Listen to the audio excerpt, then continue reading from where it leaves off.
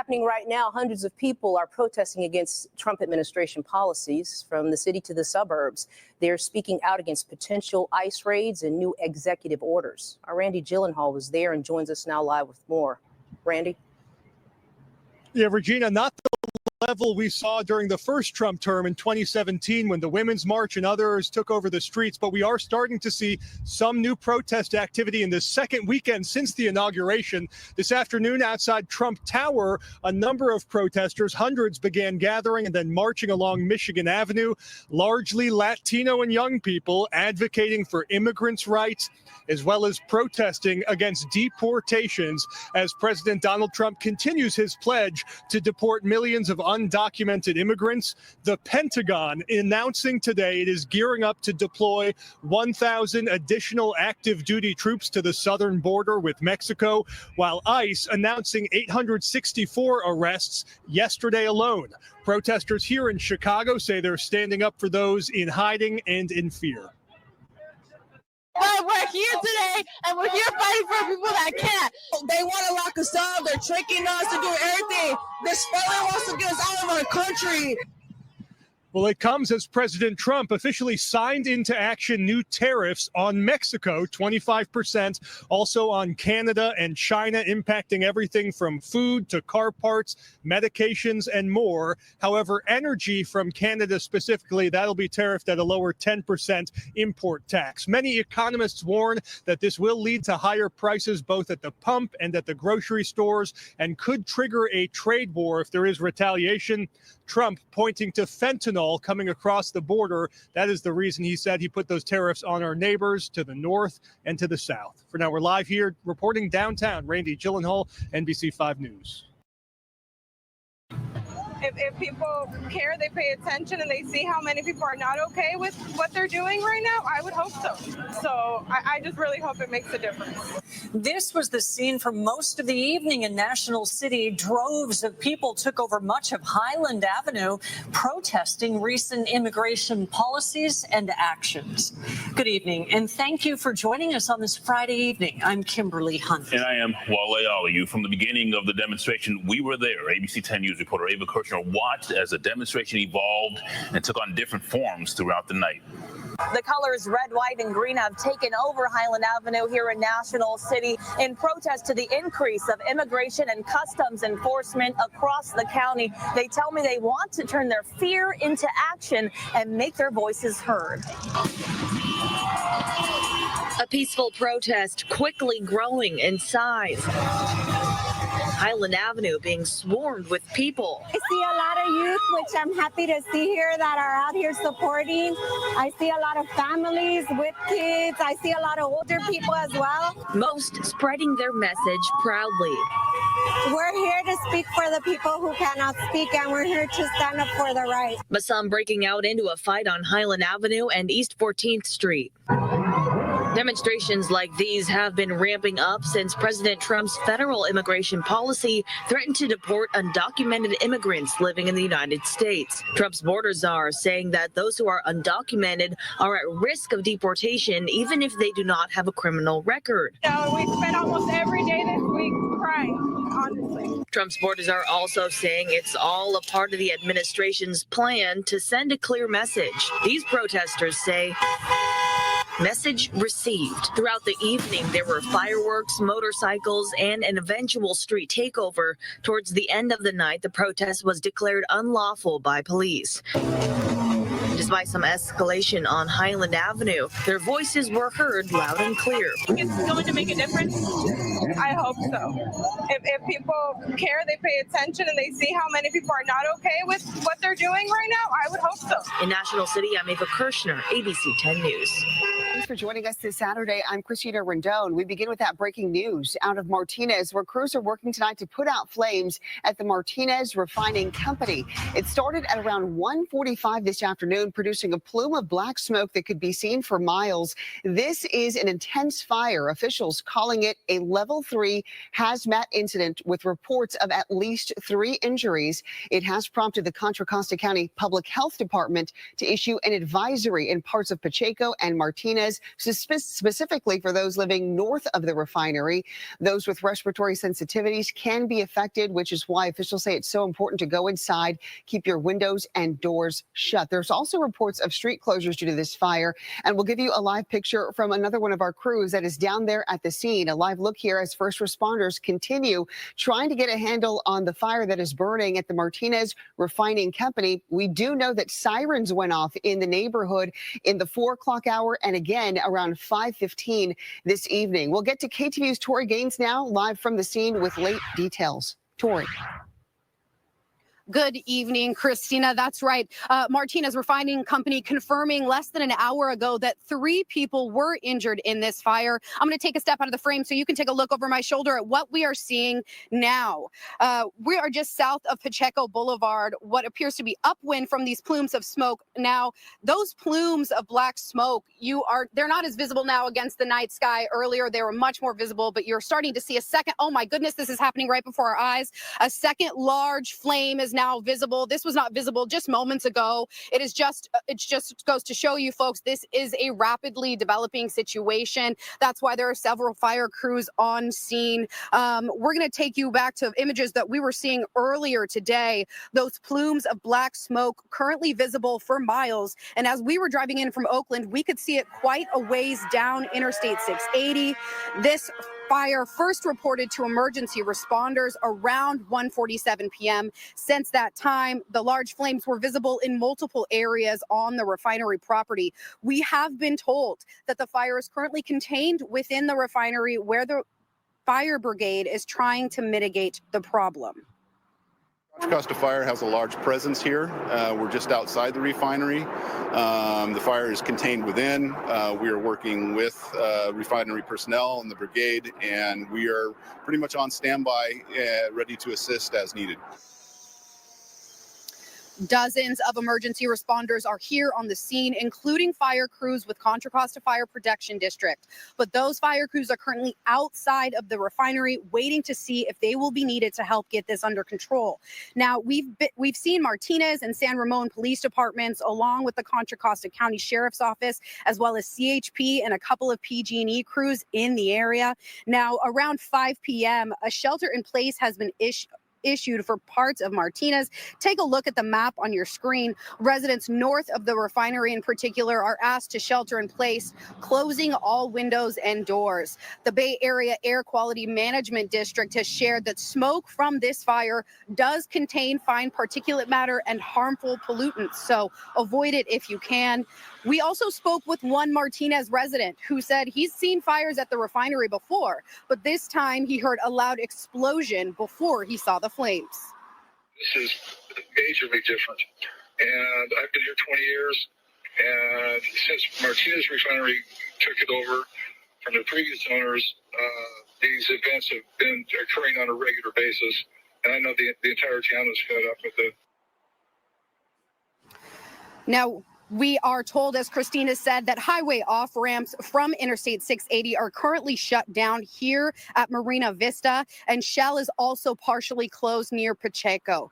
And again, Martinez Refining Company has confirmed that 3 people have been injured in this fire. Back out here live in Martinez, we do know that 1 person has since been treated and released from the hospital. And as we said, within the past few minutes, these flames here at the refinery are just developing. These were not here moments ago. So folks, keep an eye on this. This could change even throughout the nighttime hours. We, of course, here at KTVU are going to keep you updated on air as well as on KTVU.com. If you want any further details, you can also check out the Fox Local app. We're live this evening in Martinez. Tori Gaines, KTVU. Fox 2 News. Yes, so important for people to stay inside because of whatever might be in the smoke that's now moving through the air. Tori, you know, we received several calls into our newsroom from people saying that it also felt like shaking before they noticed that there was a fire. So not sure if there was any shaking in terms of like an earthquake or what people are reporting out to you there. And when you saw what the explosion that we just saw live on our air, did you feel any shaking on the ground?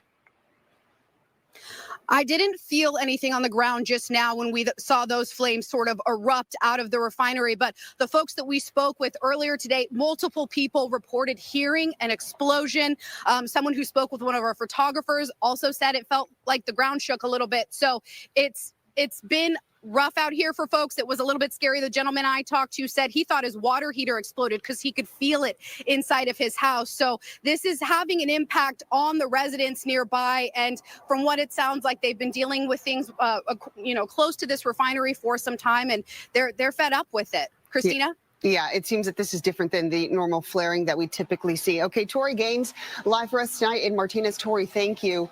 We are following some breaking news out of Houston, Texas, after a United airplane caught fire at Bush's airport right there. It did have to be evacuated. So far, no reports of any injuries, but I did want to share some video that's coming into our studio. Take a listen. No, it's on fire! Oh my God. Please get us on. It's on fire. This is jet.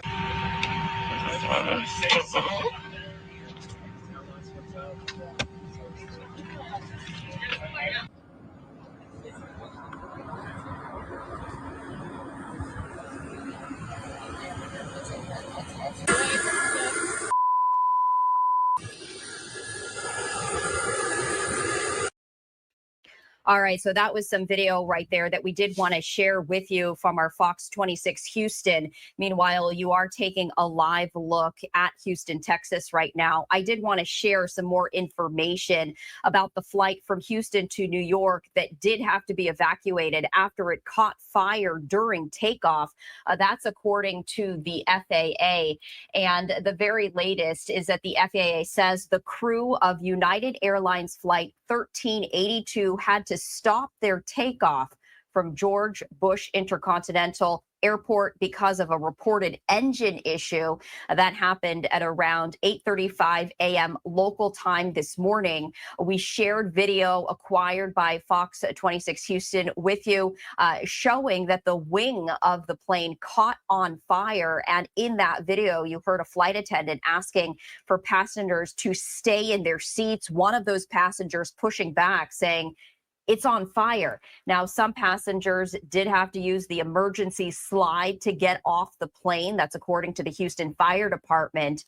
No injuries were reported, and the FAA currently investigating the situation. I also wanted to share this with you. This is a statement from the spokesperson of the FAA on this incident, saying, quote, "The crew of United Airlines Flight 1382 safely aborted its takeoff from the George Bush Intercontinental Houston Airport in Texas due to a reported engine issue at around 8:35 a.m. local time on Sunday. Passengers deplaned on the runway and were bused to the terminal. The Airbus A319 was flying to LaGuardia Airport in New York. The FAA will investigate, contact the airline for additional information." So some breaking news coming into our live now from Fox Studios right here as we are taking a live look of Houston, Texas, after a United plane caught fire at the airport. One of the wings apparently caught fire. Everyone on board evacuated, and no reported injuries at this time. Any new information, we, of course, will bring that to you right here on Live Now from Fox. Breaking news out of O'Hare. Well, one person has been injured following an incident.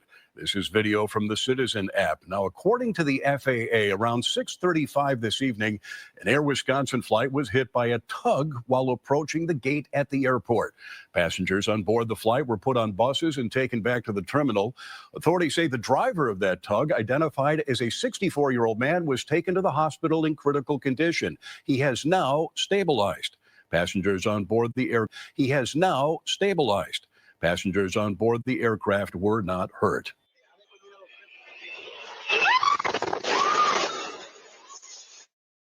Now at 11, new details about that deadly medical jet crash in Northeast Philadelphia. Investigators are combing through the burned cars and damaged homes for clues while neighbors try to fully process exactly what happened last night.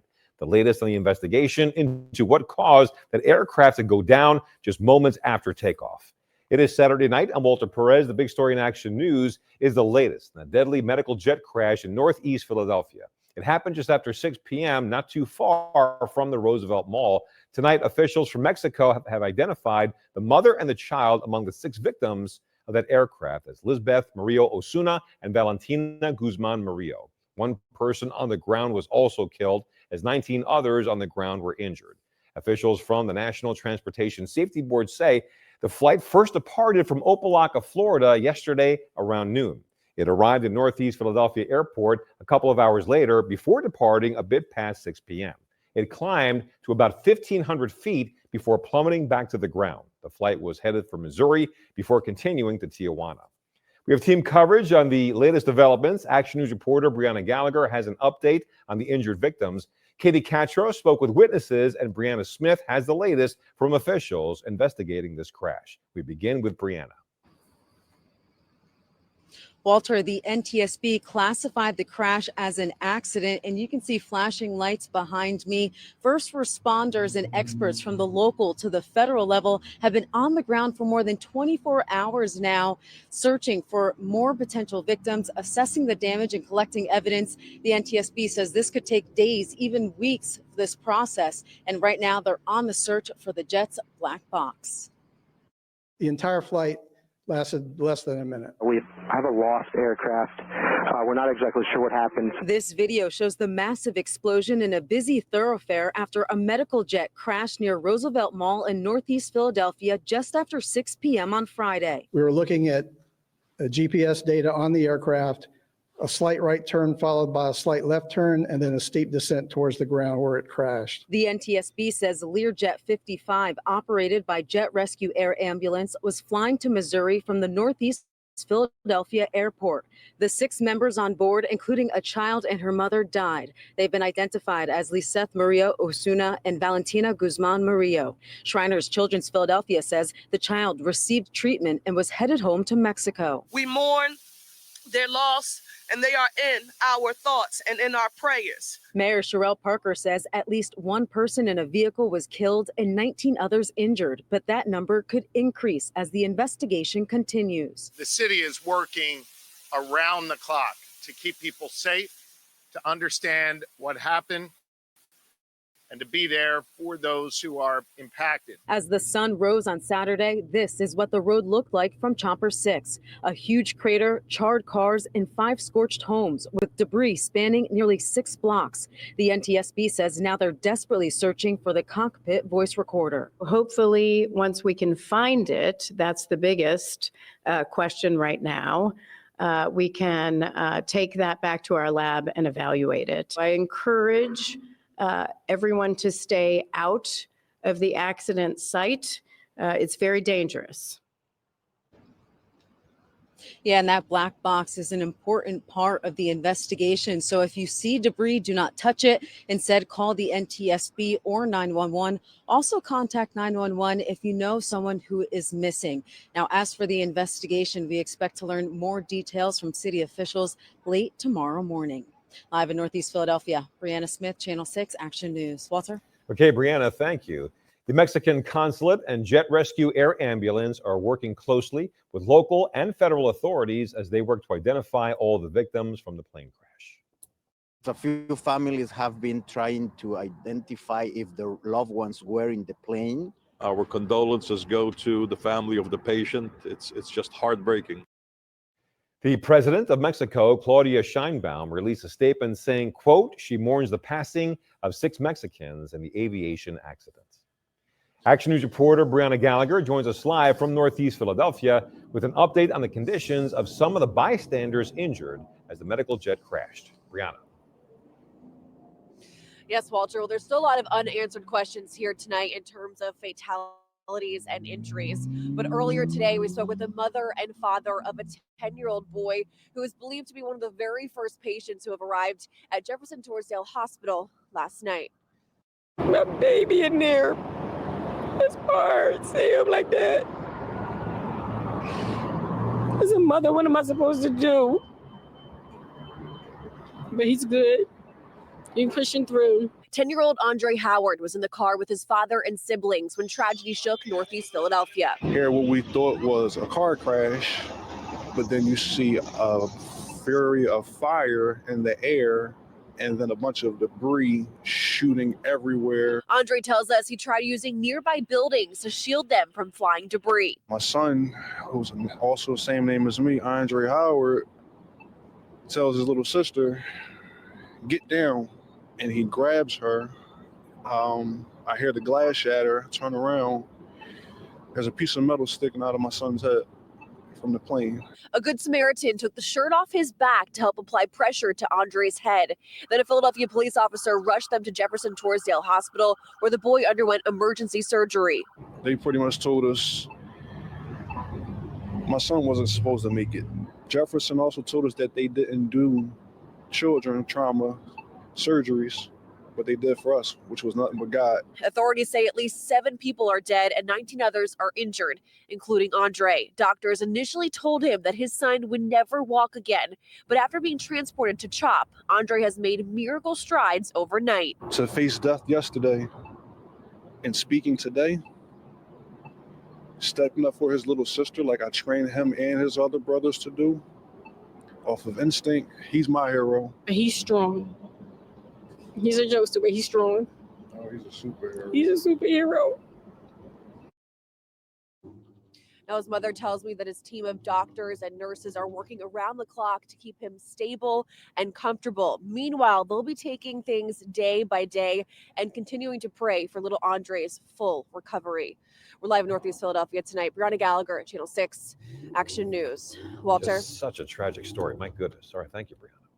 Well, the city of Philadelphia is providing residents with resources during the crash investigation. Mental health services are available through the Department of Behavioral Health and Intellectual Disability Services. The Red Cross is also helping neighbors file claims for property damage. And local businesses can reach out to the Department of Commerce for any operational challenges. Once again, a community in shock after that jet crashed in a busy area packed with people shopping and eating out at local diners and restaurants. Many people are still trying to process exactly what happened. One person says he heard a loud bang and then his house started to shake. Action News reporter Katie Catro joins us live from Northeast Philadelphia, where she spoke with witnesses. Katie.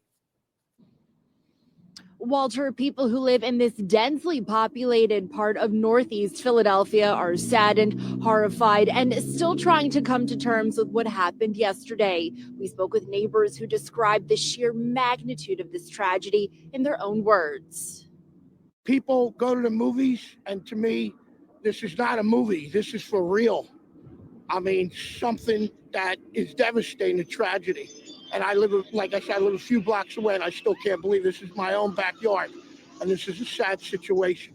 Daylight gave those who live in the area surrounding Cottman Avenue and the Roosevelt Boulevard a glimpse at the chaos and tragedy that played out in the sky and on their streets. This is a tragedy, and it's devastating to even look at it. People were driving, shopping, and inside restaurants when the medical jet crashed. We see like a big fire, explosion, and we was sitting in a chair, and we fly from the chair. Waleed Goma says he was terrified. If you're there, you was scared. You're gonna scare. And start like see some lady, her face is burned. Debris scattered for blocks from the impact. Goma says he found some on his car. I took my car because I have debris in the car. My car windows broke, the back one. I took it to the police station. DJ Thorpe walked out of the Roosevelt Mall just as the crash happened. I was over here in the mall shopping, came out of Macy's. All of a sudden there was a big explosion. People here say this is a day that will live in their memories forever. I'll remember the date, January 31st, 2025. Now, Mayor Parker is asking for people to stay away from this area to give crews the space to do their job as the investigation continues. Reporting live in Northeast Philadelphia, Katie Catra, Channel 6 Action News. Walter? All right, Katie, thank you.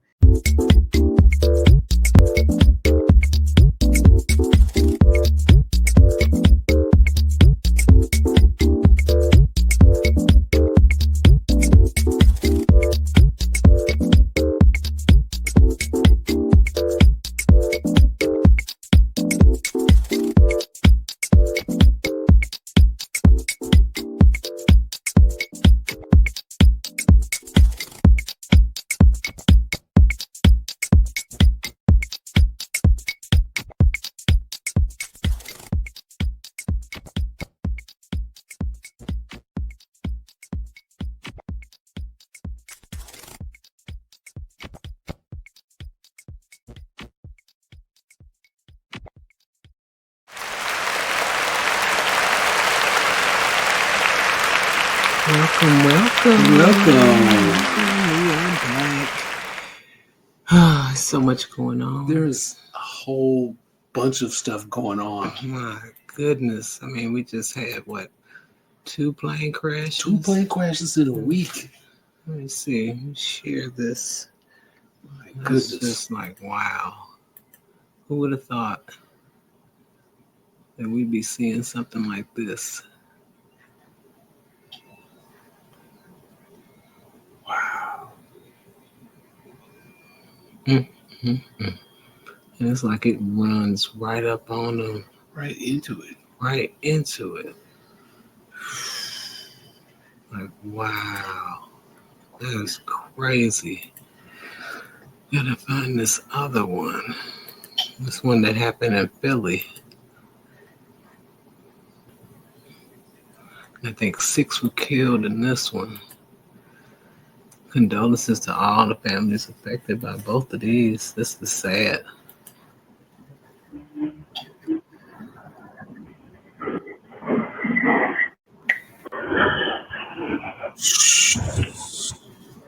Oh, goodness.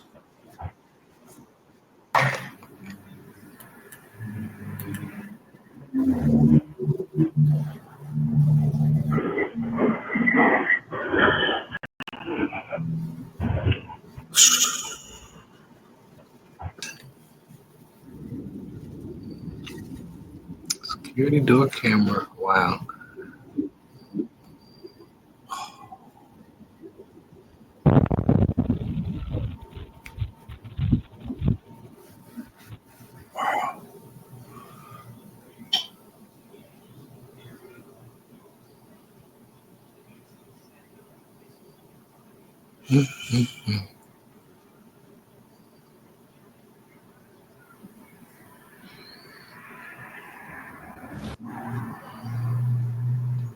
Wow. It's the intersection.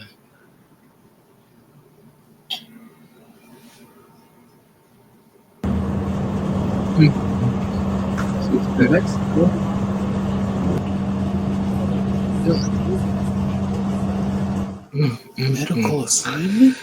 That's deep. So, there's a lot going on. There's so much going on. I mean, this week alone, Trump, was it this week or last week? It just seemed like he keeps signing. He signed executive a whole orders. bunches. So speaking of that, let's listen to the 14th Amendment. Outraged by the leniency President Andrew Johnson granted the Confederate States during Reconstruction, Northern Republicans began work on the 14th Amendment in response to the segregationist black codes enacted by former slaveholding Southern states. While the 13th Amendment to the U.S. Constitution abolished slavery, at the same time protecting the rights of black Americans, the 14th Amendment would further define the legal definitions of equality under federal law. In response to the Supreme Court's notorious 1857 Dred Scott decision, which claimed that a black man, even if born free, could not claim rights of citizenship under the federal Constitution, Section 1 of the 14th Amendment greatly expanded the civil and legal rights of all Americans by protecting them from state-imposed infringements such as the Black Codes of the South. Section 2 repealed the 3/5 clause from the original unamended Constitution, which stated that a slave counted as 3/5 of a person in terms of counting the population for congressional representation. Clause 3 of Section 2 forbade state governments from racial discrimination without the due process of law, which would later play a key role in many benchmark civil rights cases. In Section 3 of the 14th Amendment, Congress now had the authority to bar public officials from office if they engaged in insurrection or rebellion, which effectively barred former leaders of the Confederacy from regaining power within the U.S. government after securing a presidential pardon. Section 4 abolished payment of any debt owed to the now-defunct Confederate states, while banning any payment to former slaveholders as compensation for their loss of human property. Taken as a whole, the 14th Amendment of 1868 effectively shifted the balance of power between the federal and state governments, which was later challenged by the 1896 Supreme Court decision entitled Plessy v. Ferguson, which claimed that racially segregated public facilities failed to violate the Equal Protection Clause of the 14th Amendment, a decision that allowed Jim Crow laws to flourish in the segregated South for decades to come. 68 years later, President Lyndon Baines Johnson would use the authority of the 14th Amendment to pass the Civil Rights Act of 1964, followed by the Voting Rights Act of 1965, making the 13th, 14th, and later 15th Amendments a lasting triumvirate to the spirit and law of human equality. And there you have it, the 14th Amendment, today in the Daily Dose. Well. This is why Trump is saying what he's saying. I mean, he's not wrong. It's what it was intended.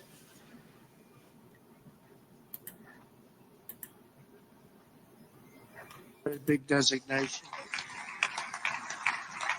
And as we are fighting hard to get birthright citizenship or automatic citizenship for the children of illegal aliens, that's another way. It's automatic citizenship for children of illegal aliens. That's the other term that they use, which is actually more accurate, more understandable.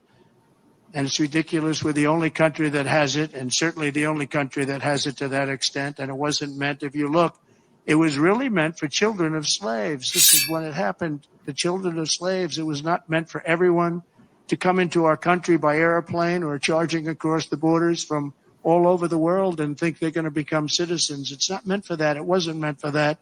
And hopefully at some point the courts will understand that without having to go through a whole big deal. This was meant for the children of slaves. And look at the timing of it and you'll see. And I hope judges will understand that. Well. So there you have it. It's for the children of slaves. That's what it was meant for. So while we dealing with illegal immigrants, look what they're doing in Chicago. This is what we have to deal with. Chicago. This is courtesy of EarthCam this morning, where leaders are blocking a move to make changes to its welcoming city ordinance. The amendment proposed by two alders would have reformed the legislation that has Chicago operating as a sanctuary city.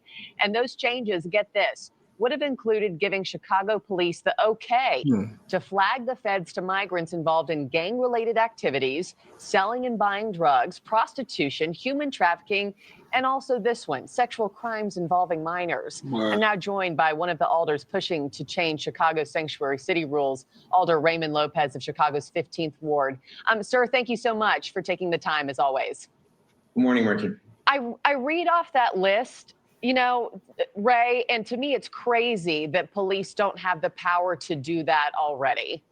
You know, previously the city of Chicago allowed our police officers to do exactly what that ordinance would have done, which is allow them to work with immigration authorities for those four categories that you mentioned.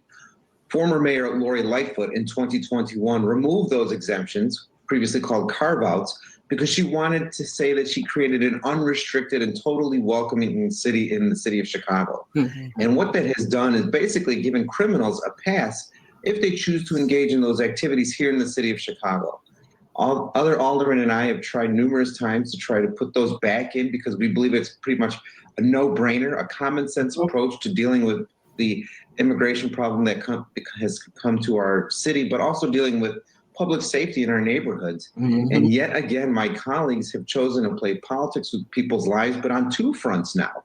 Not only are they endangering their neighborhoods, but they're playing a game of chicken with Donald Trump and Tom Homan, who have both said that Chicago is going to be ground zero for their immigration enforcement of criminals. And I think that that's going to have collateral impacts on all of those undocumented here who are just abiding by the law, waiting for a path forward to legitimize their residency. Obviously, everything on the list that I just mentioned off is egregious, but, you know, as a mom, that last one especially makes me come out of my skin. Just to confirm, Ray, Are you saying that right now, if Chicago authorities find a migrant who is reportedly involved in a sexual crime against a minor, they do not have the authority to put that migrant on federal radar?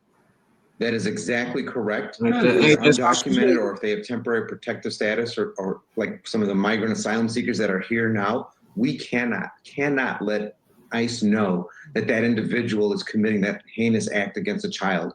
And we've had incidences where even recently in our own city-run migrant shelters, we've had to arrest parents for molesting their children. Oh my God. And we cannot have any interaction with ICE, with the federal government to say, you need to expel this individual. It's outrageous that we allow and give cover for those kind of individuals. You know?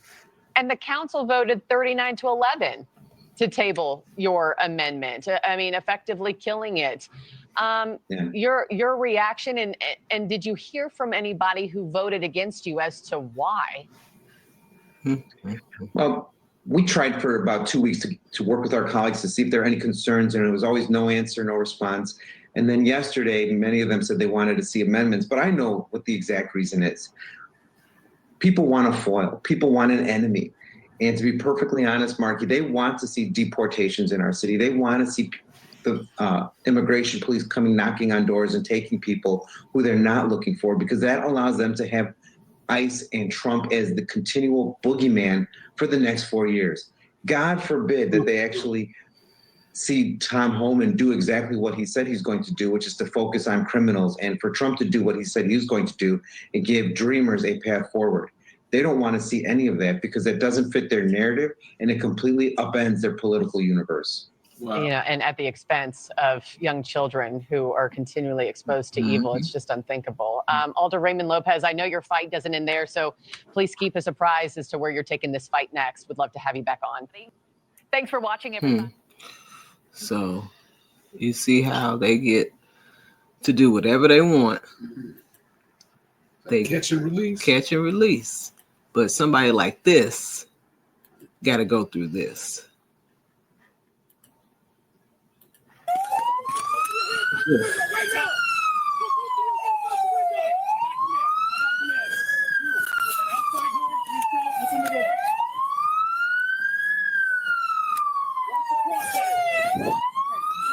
They do this to a migrant?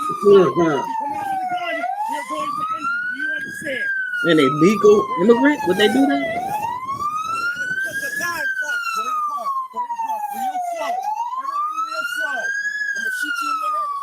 Shoot you in your head.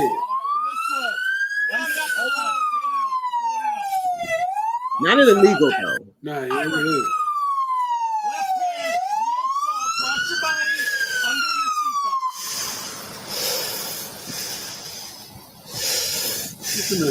They all hyped up. You look at me, nobody else, you do what I say, you'll be okay. Real slow, come out of that car. You got that cover? Got cover. I got. You got it. Away from me. Face away from me. Walk back to me. Real slow. Real slow. Real slow. Now move. Hands on your back. Right now. Well, that was nice. Come on.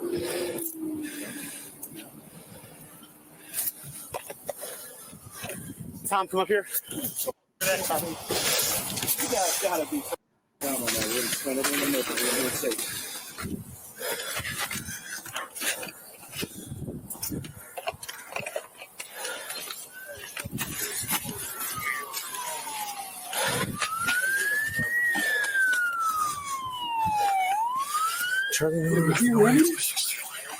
He's just walking around breathing like this.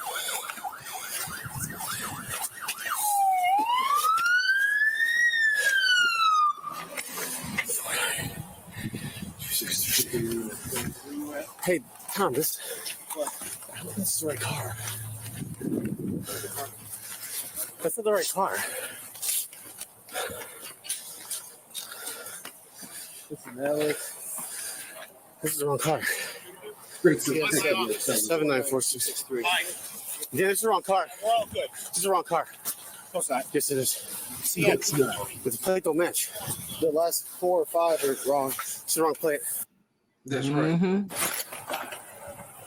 That's what we got to deal with. Straight to Texas. Well, we gotta tell Dan about the fucking bring, you know? Yep.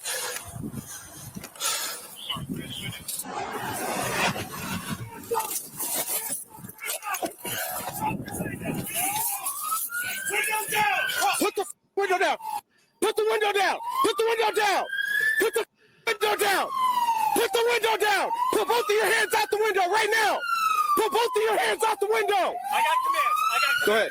You, with an outside hand, reach out, open the door. Watch your crossfire. Okay, real slow, left hand, do it from the inside. You come out with a gun, we are going to end you. Do you understand? There you go. There you go. Come on out. I gotta put the gun, son. Put it in park. Put it in park. Real slow. Everything real slow. I'm going to shoot you in your head if you come up with anything other than that. All right, real slow. Y'all got the line. Slow down. Slow down. Somebody shut off that siren. Left hand, real slow, across your body, undo your seatbelt.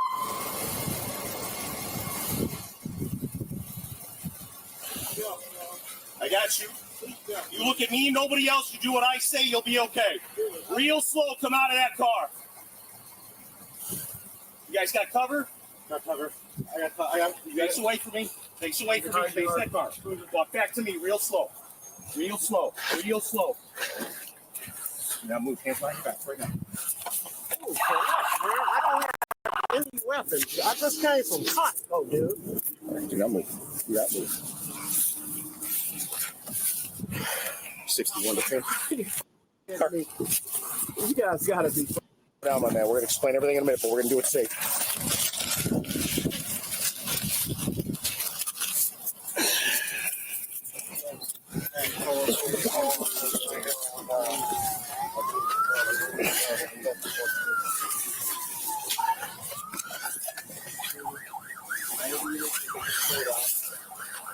You want to put him in my car? Yes, please.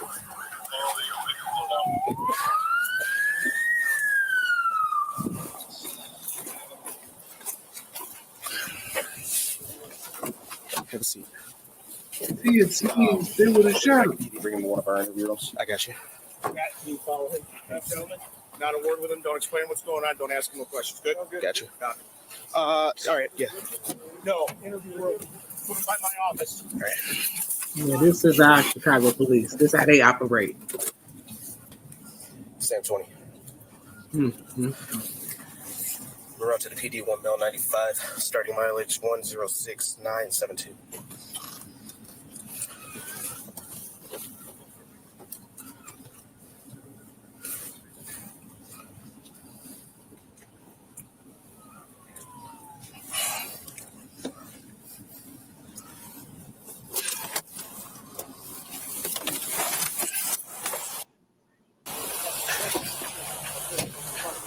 Take him out. Wrong car. Take him out. Wrong car. Hop on, man. Place the car. That's the deal. I'm taking out of handcuffs. There you go. Okay. I'm Did you say I'm sorry? Who I am. We'll talk about what's going on. Okay, but I'm gonna take care of these handcuffs first. Oswego PD had a shooting. Car plates. The car is the same as yours. Plates match with. Wait, hold on. No. Hold on. No. Look at me.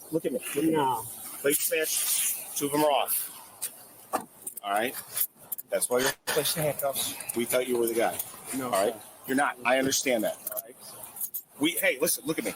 I this up. Okay. Understand that? I'm gonna give you my card. This is on me. Absolutely. Absolutely on me. Let's clear these roads out. Y'all threatening to shoot me in the head and shit. Don't move. Put your hands up. Like, You're right. This is ridiculous. Okay. Well, listen. This is ridiculous. I've been out here for 15 years and never have I once in my life. My man, nothing, But dude. you have to look my at it. man, nothing, dude. But, That shit, he's got every right to. unacceptable. You are absolutely Especially you, Harvey. Especially you, bro. Okay. All right. What's your name? My name is Derek House, man. I've been out here. I lived in Woodridge for 10. I've been in Downers Grove for 3, man. I'm a upstanding citizen. My kids go to school here. I'm well respected. That's wrong. You're right. You don't do that. You don't do that. Do you have anything else you want to say to me or need from me? No, for sure. This was my first. Fine. You're right.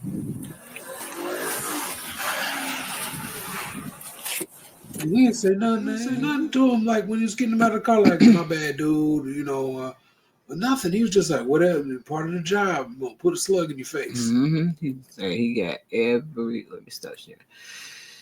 So he got every right to be upset. Oh, so wow. Yeah, that's deep. This is what Chicago police do for us. This is how they operate. Always. It's like this man shouldn't even have to go through that. Like, get your information correct. They like it's too many times that this happens. If he sneezed, he'd been dead. Yeah. Because they was just ready, itching, heavy breathing, all amped up in the wrong vehicle. Did they ever catch the right vehicle? Was the vehicle? I bet they already had the other vehicle in custody. We'll never know. But that's crazy. So let's check this out. Happened just before 11 p.m. in the 7600 block of West Halcott in the Norwood Park neighborhood. When officers arrived, the witness said they found the 63-year-old man dead in a basement bedroom. No word yet on how he died. There are no arrests in the case. Let's get an update. Let's check this out. Catch and release, though. We're also updating breaking news on the charges just filed after a man was found dead in a Norwood Park home. Guiderwin Bello Morales and Jefferson Ubia Delgado, both charged with murder and robbery. Multiple sources tell ABC7 that both suspects are migrants and that they met the victim on a social media app. That victim, a 63-year-old George Levin, was found tied up in the basement of a home near Talcott and Olympia on Sunday. Our I-team has been digging into the background of these men charged and found that Bello Morales had just been arrested earlier this month. Court records show he was charged with a simple assault after attempting to lure a 13-year-old girl to his car. He has yet to enter a plea to that charge. Both suspects will make their first court appearance for the murder charge tomorrow. Watch breaking news. I mean, this smiling. How you gonna let him out into the public? Being wanted for murder. This was only supposed to be for people with non-violent offenses. Murder, attempted assault, luring. How is luring a minor reduced to simple assault? That should be an upgraded charge of something. But look, shouldn't be let out. It makes no sense.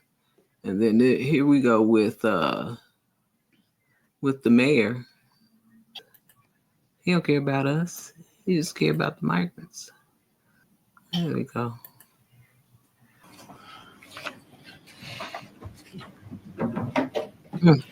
Good morning, everyone, and thank you all for being here.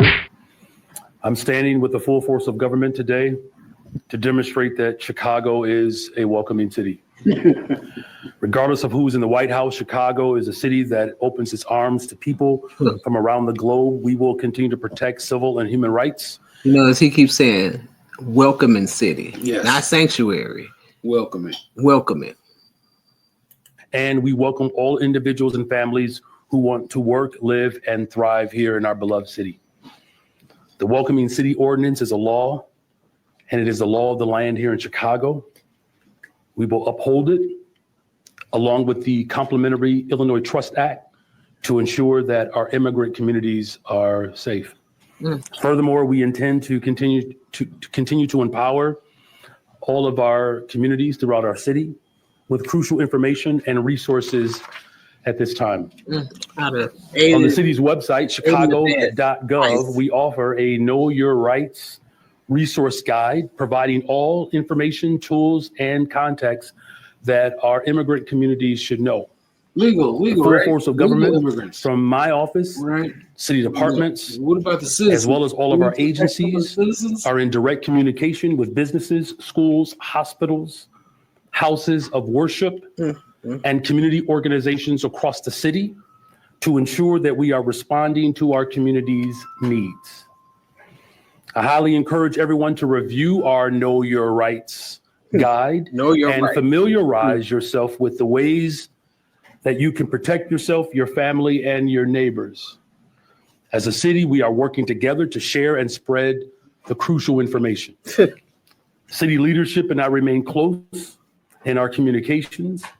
We will continue to work closely with the Chicago Police Department to continue to monitor this situation. We stand together firmly in our welcoming city status, as well as our commitment to protecting all residents. You mean them? Don't play. Residents. All. I mean, you come to a city that everybody here is the murder capital. Yeah. Chicago's like the murder capital. It's supposed to be dangerous. It's so much violence, so much gun violence, that if you had them coming here for sanctuary, you send them to our community? Yeah. Everybody around the world know that Chicago was the dangerous city. There's no sanctuary to dangerous city. Southwest side, are you serious? Sanctuary? Of the city of Chicago, no matter where you come from or how long you've lived here. Thank you for that, and I'm happy to answer your questions. Good morning, Mayor. Good morning. You've been invited to speak before Congress. Will you go, and what do you expect to tell them? I'm going to turn that over to my corporate counsel, Mary Richardson-Laurie. Of course.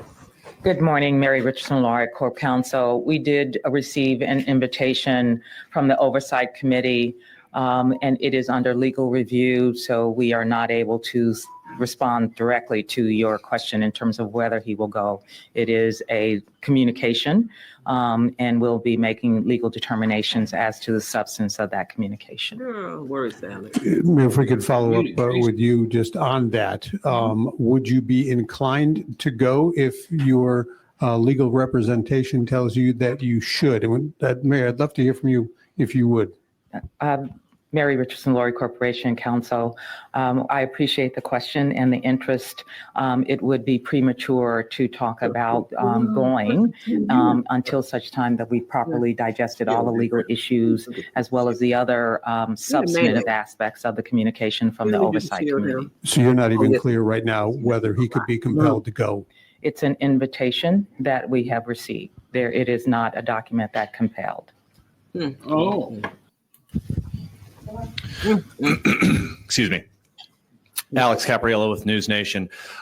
We do know that the Trump administration has threatened legal action against sanctuary cities that hold similar to your welcoming city ordinance. So I'm wondering if this was a discussion since President Trump became the president again for a second term, knowing that this sort of invitation might be coming and how the city of Chicago might have been preparing for this moment. Well, again, regardless of who's in the White House, we're going to project our values and what working people across this city have asked for. They have asked for investments and opportunities to make sure that they have the ability to afford to live in this beloved city, to make sure that their children can go to a school that's within their neighborhood that's fully funded, to have reliable transportation, environmental justice, all the investments that we're making. That's what the people of Chicago are experiencing in my administration. So So specific, right? I forgot what the question was. But Brandon didn't. That's why he worse, Alex. again, regardless of who's in the White House, it's not going to be a determinant of whether or not we're going to hold up to our values. We are a welcoming city. We're proud of that work, and we'll continue to make sure that we're protecting the interests of all working people in the city. And regardless of who's in the White House, it's not going to be a determinant of whether or not we're going to hold up to our values. We are a welcoming city. We're proud of that work, and we'll continue to make sure that we're protecting the interests of all working people in the city. And regardless of who's in the White House, it's not going to be a determinant of whether or not we're going to hold up to our values. We are. Brief follow-up, Mayor. Your reaction to border czar Tom Homan making his presence known here in your city over the weekend and the arrest that happened, and your overall thoughts on this first week of the Trump administration, particularly when it comes to our city. Well, look, I think what's clear from this administration is that they do not have the full pulse or the breadth of what people in America are calling for. Really, nigga? And people in America call for a new president. Deportation. That's why Trump won. That's the only reason. Huh? You don't have the pulse. He has made it no secret that he wants to dismantle the education department. And he's made it very clear that he is not willing to, uphold the very sensibilities of our democracy to make sure that we're protecting the civil rights of Democracy, don't go there. We already talked about Kamala. There was no democracy with her, so stop it. individuals. Look, as a former public school teacher, the fact that everything that we won and fought for during Reconstruction, he is trying to roll back the hands of time. And as I said, First of all, he said he came during the second migration. Right. Boo-boo, that is not, this does not pertain to you, sweetheart. You're not talking about 1960. Stop it. and that there's a clear disdain for the fact that the Civil War went in a direction that clearly there are people in this country have not accepted. So we're going to continue to stand up for working people. That's what my mission is. The city of Chicago, we are the heartbeat of America, and we will continue to lead the way. Good morning, Mayor. Good morning. Are you angry, or were you angry or surprised at getting that letter? What was your initial reaction at reading it? I would have couldn't further my case. Well, I don't get angry. It's just not my temperament. Sometimes I might, get a little frustrated. But look, my focus to recover is investing in people. That's what the people of Chicago You deserve. mean investing in illegal immigrants? That's who you like investing in. Yeah, you throwing bones. I see these little, I'm gonna say little. I see these construction projects that they keep talking about, but right now, You see the full force of government on display. Here we're not going to get sidetracked and allow anyone to push us to forfeit our humanity. We're not going to surrender that. So I'm focused on investing in people. We have a lot of work that we have to continue to do in Chicago, and I'm grateful that there are. So do those people include the homeless that's been on the street? I don't know. I don't I'm think- trying to figure out when Trump said he's going to take away people's humanity. I don't remember Right. that in his speech anywhere. For many people who understand the importance of that work.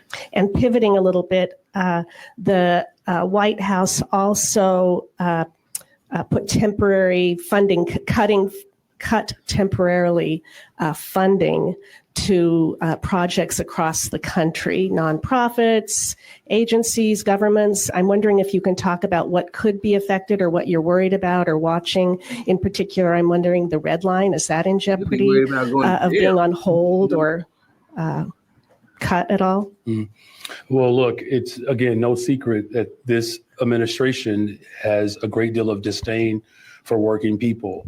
I'm going to pass it to my corporate counsel here. Of course. But, I had a conversation earlier today with Senator Durbin, as well as Senator Duckworth. Those are ones that's These are driving unprecedented attempts, but to attempt to defund childcare or to defund, infrastructure projects, this is something that is well outside the purview of the Trump said you're not going to follow what he telling you. He couldn't fund it. executive office. These appropriations have been mandated by the legislative branch. These are laws. And, we as a country of laws and democracy, powerful niggardry at we work prefer here. when we have leaders who actually are committed to upholding that law. Mary? Wow. Anything else? Like federal law. Mary Richardson, Oregon Corporation Counsel. Appreciate the question. All the EOs and directives are under legal review. We, like every other city, that it will be subject to what has been advanced as a path forward. We'll be analyzing it to see what its impact is on the city, both in terms of our budget, any existing projects and initiatives. So rest assured, we are continuing that review. It's again, I'm going to say I have to be careful about saying more at this time, but we are analyzing it for impact. Be careful. Thank You you for didn't the do- question. you didn't do anything. You didn't lie. Good morning, Mayor. Good morning. Do you or any of your colleagues here know the exact number of Chicago residents who have been detained since ICE and immigration enforcement began their new operation here on Sunday? I'm going to turn that to our police superintendent, Larry Snelling. Oh, because somebody Yeah, different. good morning, everybody. Superintendent Larry Snelling, Chicago Police Department. What I can tell you right now is that we don't have an exact number of Chicago people who have been detained, But what I can tell you is that the number in the Chicagoland area exceeds 100. That includes near suburbs as well. The Chicago Yes. area. Okay. Yes. So we're looking at the Chicagoland area. So not just Chicago itself, but all of our surrounding suburbs. And one follow-up perhaps for you, Superintendent. What communication, if any, are you hearing? I know you are not allowed to communicate about people's immigration status with federal officials, but what are you hearing, if anything, from immigration enforcement officials, your officers, your department? So here, our officers have direct information on how to respond to these things if they're called to it. And as you can see, standing here is the leadership of all of our bureaus. That communication goes out to our officers and the leadership and who's to respond if officers are called to a location that pertains to immigration. As you know, based on the Welcoming City Ordinance, that we're prohibited from engaging with federal agencies when it comes to immigration. So we follow the laws around that. However, there is direct communication. It would be irresponsible of me as the leader of the police department in the city of Chicago not to have some type of communication with these federal agencies to know when they're coming to our city. And with that communication, we do get information as to when they're going to show up. We don't get that information way ahead of time because obviously they're not going to jeopardize their operation at the same time, and rightfully so. I understand that as an agent of law enforcement. So the communication is there, and my focus is to stay in direct contact with them so that we know what's going on at all times in our city. That's good. You know what's going on at all times in the city. I will just say one quick thing to that, and don't go too far though. I spoke with Senators Durbin and Duckworth this morning, as well as other members of. We got you. Cool.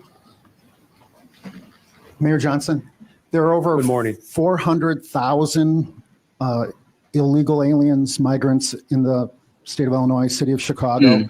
Many of them have criminal and deportation orders. There are, at best, because of Chicago's sanctuary city policy, a revolving door policy towards illegal aliens who have committed the most heinous of crimes. Chicagoans are asking me, what would it take for you to perhaps take their safety and their security seriously? What if something were to happen, if an illegal were to rape, rob, murder, commit a hit and run against you or Stacy, your wife, would that be enough for you to take this public safety crisis seriously? Personal. Well, safety is our top priority. And we've already made critical investments in the city of Chicago to continue to build safer communities. That's why in every major category, violent crime continues to go down because of those investments. And so the federal government has a responsibility that if there are individuals that are undocumented that have been convicted of a crime, that is their responsibility to apprehend those individuals and deport them. That's nothing new. Every administration has done that. Some administrations have been aggressively working to deport individuals. I believe between 2006 and 2016, I believe it was about 2 million individuals were deported. So this is not unprecedented in that regard. But the federal agents that have the responsibility to detain and deport undocumented individuals that have been charged or, convicted of a crime, that is their responsibility, and I fully expect them to uphold the law. People of Chicago tell me that your answers are nothing more than double talk, word salad, pre-scripted PR statements. Tom Holman showed up in Chicago and within 24 hours found a convicted sex offender who has been living in our city since 2009, flouting the sex offender registry. If he can do this, why can't you? Because that's their job. Wow. That is their job. The federal Their government job's not to keep has the a people of Chicago responsibility safe. to make sure that individuals who are undocumented, who have been charged with convicted of a crime, it is the federal government's responsibility to do their part and uphold the law. Our local police department, along with our public health department, along with our other sister agencies, are working to build a better, stronger, safer Chicago. And as we've stated repeatedly, those critical investments, you continue to see the results of those investments as violent crime continues to fall in Chicago. Wow. Didn't I just show you this man that was tied up? And there's stabbings that's still happening. On the platforms and yes. And on the streets, people getting robbed. This dude. Thank you very much. And good morning, Mayor. Good morning.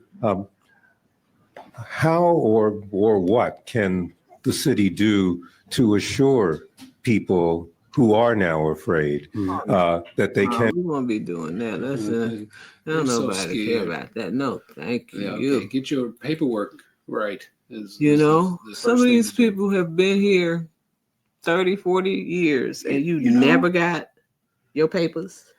Some of them didn't even try to learn the English. Oh, a lot of them don't. Why should they? They always got interpreters. Wow.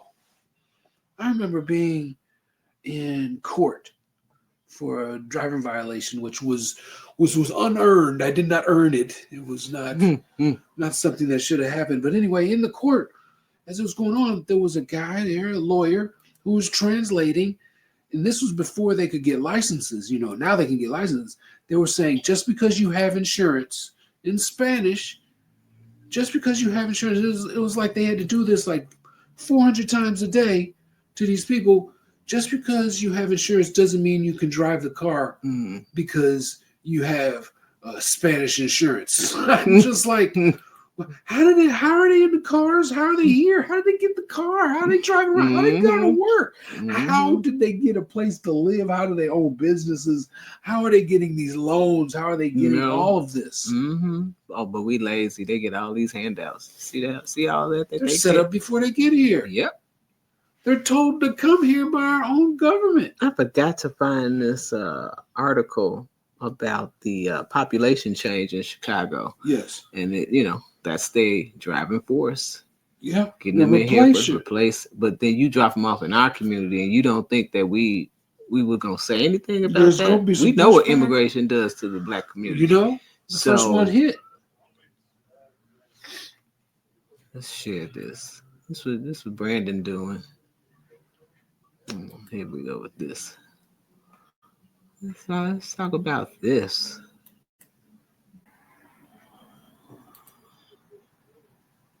And there's a new controversy this afternoon about what's being called the mayor's gift room and who has access to it and who does not. Charlie Wojciechowski asked Mayor Johnson about it this afternoon, and he's joining us now with the story. Charlie, what is this room?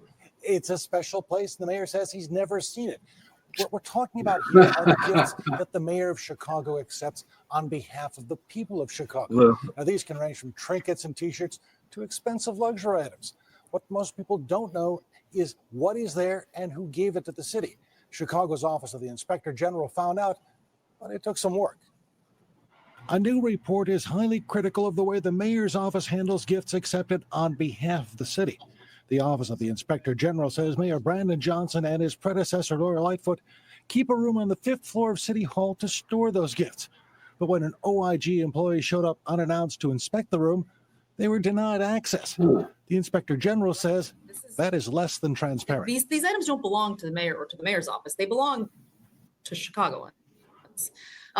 So they shouldn't be hidden from Chicagoans. Under an agreement with the Board of Ethics dating back to the Sawyer administration, the gift should also be registered in a logbook.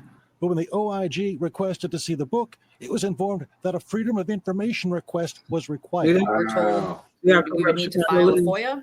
We filed a FOIA. They did not timely respond, which constitutes a denial under the law. And we were only able to get this list of gifts when we sent them an official compelled OIG document request. So what's in the mayor's gift room? Eventually, the OIG's office found a spreadsheet listing Gucci handbags, Hugo Boss cufflinks, and a personalized Mont Blanc pen, among other luxury items.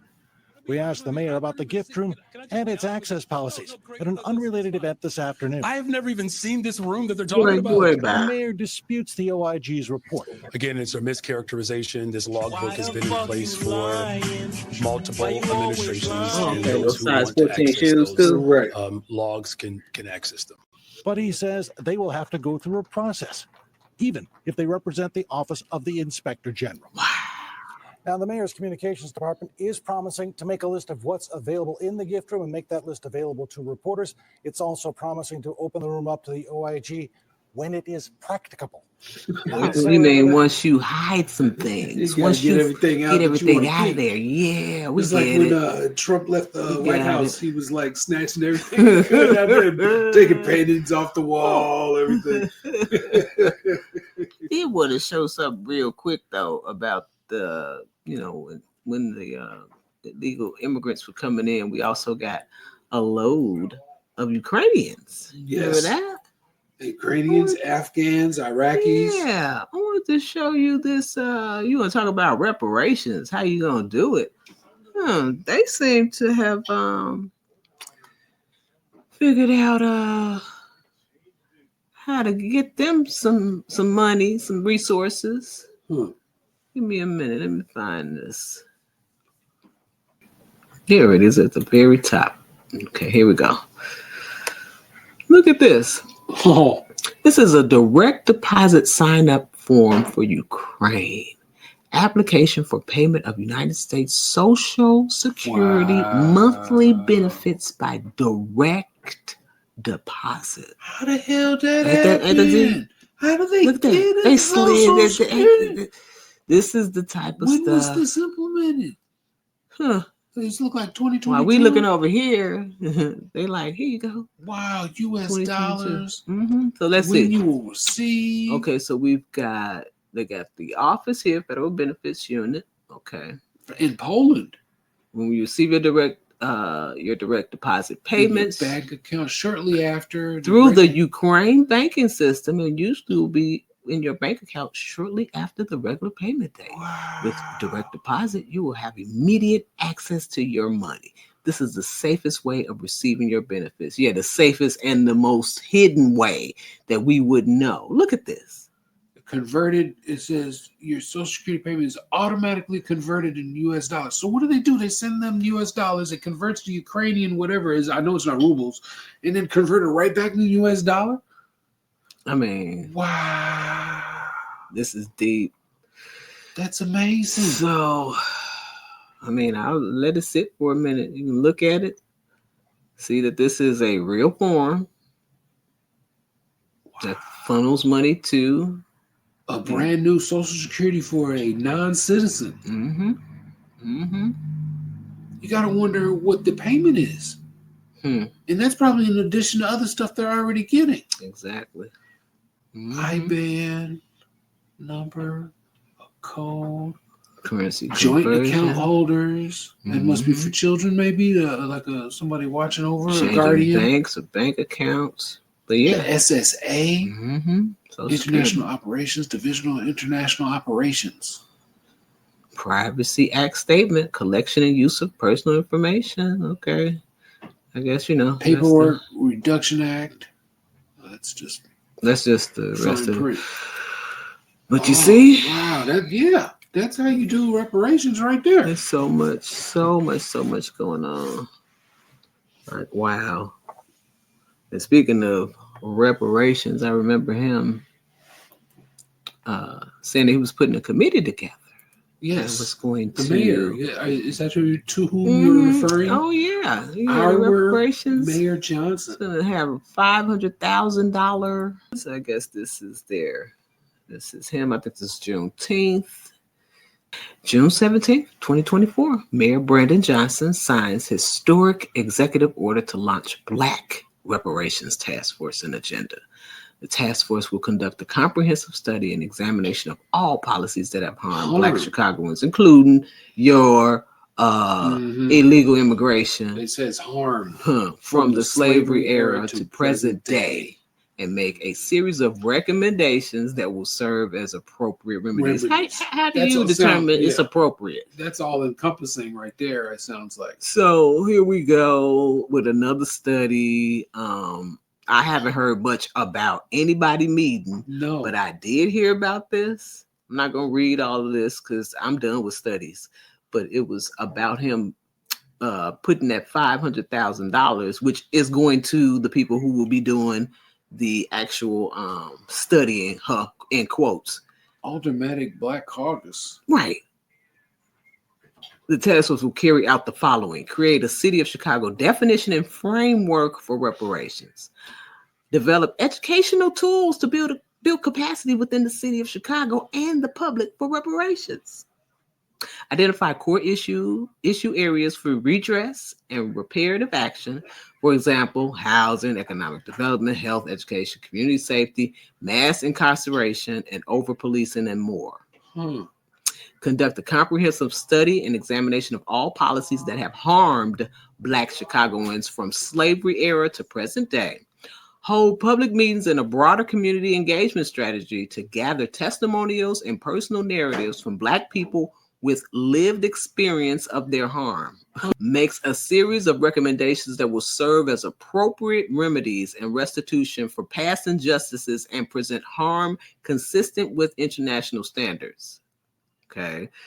Recommends appropriate ways to educate the Chicago public on the report. That hasn't happened. And identifies connections to existing City of Chicago reparative policies and programs. And then here he is. Here's the information I was looking for. This declaration follows Mayor Johnson's $500,000 investment towards studying reparations and restoration committed in the city's 2024 fiscal year budget. So who's this $500,000 go to? To those who study. But and that's what's crazy. And they'll be the first ones to say that, oh no, we're going to put it in education, housing. All that's good. But what about monetary? Right. You getting paid to do the study. You getting paid to just look. You giving the illegal immigrants all of this money monthly. You mean to tell me that you can't give us compensation in the currency of cash? You know, direct deposit like you did to Ukraine. The Ukrainians. Some assets. Economic development, health. It was something in here that I saw. Disparities in life expectancy, unemployment, home ownership rates. Okay, here we go. The legacy of slavery and its aftermath echoes even today, and the executive order names the cumulative impact the legal institution of slavery, Jim Crow laws, and other discriminatory practice upheld by public and private institutions has had on Black Chicagoans, which include disparities in life expectancy, unemployment, home ownership rates, home value, incarceration, and more. Etc. So there you have it. This is another study that's just a way to pause, deflect, and hope you forget. Siphon off $500,000. Yep. $500,000. That's unbelievable. $500,000 to another study and no board and no commission as of yet. How long has he been in office? Like about a year and a half now or something? Mm-hmm. Let me see. I forgot all about this one. This is when Tom Homan came. I think Dr. Phil showed up with him. Yes. Enforcement started in Chicago. Federal agents went to different neighborhoods with top Trump administration officials here to participate as well. Fox 32's Joni Lum has the latest details. Chicago's immigrant communities are on edge. It's happening. ICE agents are in the neighborhood knocking on doors to arrest and deport people, and top Trump officials are with them to oversee the crackdown. There were reports of ICE agents in action on the north, west, and south sides. Several were seen at 99th and Commercial surrounding a house yesterday. Trump's border czar was in Chicago embedded with agents. The FBI, DEA, ATF, Border Patrol, and U.S. Marshals were involved. And television personality Dr. Phil showed up to question a detainee. You've been charged with sex crimes with children? Not really. Not really? And never been deported? Well, I think it's just. Let's take them in process and lock them up. Neighbors on the south side alerted each other about the presence of ICE agents. Mayor Brandon Johnson confirmed the ICE activity and urged the public to know their rights. Governor Pritzker is concerned the raids could ensnare law-abiding residents. They're going after people who are law-abiding, who are holding down jobs, who have families here. These are not people who are causing problems in our country, and what we need is a path to citizenship for them. ICE reportedly had 300 targets in mind. They reported they arrested 956 people across the country yesterday. They did not say how many were in Chicago. Joni Lum, Fox 32, Chicago. I think it's just. Both U.S. senators from here in Illinois are vowing to help those caught up in this immigration process. Senator Dick Durbin tweeted this out, saying in part, Senator Duckworth and I stand with our immigrant community. Our officers are ready to help those improperly caught up in these raids. Yeah, let me move this. Let's move this back here. News Nation's Alex Capriello, who's live in Chicago. Chicago was one of the first cities to be hit with these immigration crackdowns. Alex, the city's mayor responded today. What did he say? Yeah, this was brand new information that came in, a letter directly from a committee in Washington, D.C., asking Mayor Brandon Johnson of Chicago to appear next month in front and testify along with mayors from Denver, Boston, and New York City. Obviously, sanctuary cities all across America are under a microscope right now due to the local laws and ordinances that protect immigrant rights. But Chicago, nonetheless, is been subjected to those raids. I think they Borders said. are Tom Homan in the city over the weekend, overseeing the operations of Immigration and Customs Enforcement. Now the mayor has been alerted that he is under investigation. At this point, his legal counsel is taking a look at the letter that was sent directly to his office to see whether or not that is an actual mandate for him to come to Washington, D.C., or simply an invitation for him to do so. Let's take a look at some of that letter in specific. I'll read it to you from James Comer, the chair of that committee, who writes, quote, sanctuary jurisdictions and their misguided and obstructionist policies hinder the ability of federal law enforcement officers to effectuate safe arrests and remove dangerous criminals from American communities, making Americans less safe. Four cities, however, stand out in their abject failure to comply with federal law: Chicago, New York City, Denver, and Boston. Citizens of all four cities have suffered due to sanctuary policies. Let's take a listen to Mayor Brandon Johnson earlier today at City Hall as he continued to reinforce his sanctuary city status and how he will continue to fight back against President Donald Trump and his immigration policies. The type of fear that this administration is trying to incite, we are demonstrating that we are going to protect the residents of this city. And you're going to go to we're gonna jail. Continue to challenge the federal government to make critical investments in the lives of people who want a better, stronger, safer Chicago. And so, Better, stronger, just safer. like we dealt with the crisis at the border when the Republican Party attacked our city, sending buses without notice. Didn't they just lock this man up who's been here since 2009 for sexual assault? Yes. Safer Chicago, Brandon? Really? When you catch and release. Wow. We got through that. We're going to get That's why through this nobody moment, like you. and we're going to get through it together. One term. A piece of shit.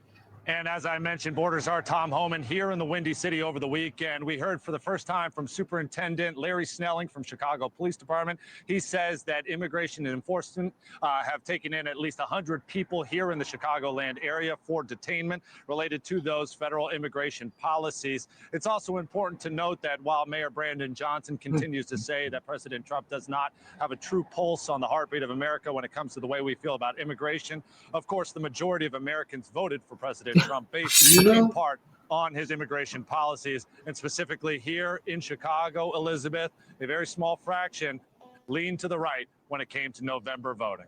All right, Alex Capriello reporting live from Chicago. You don't hear.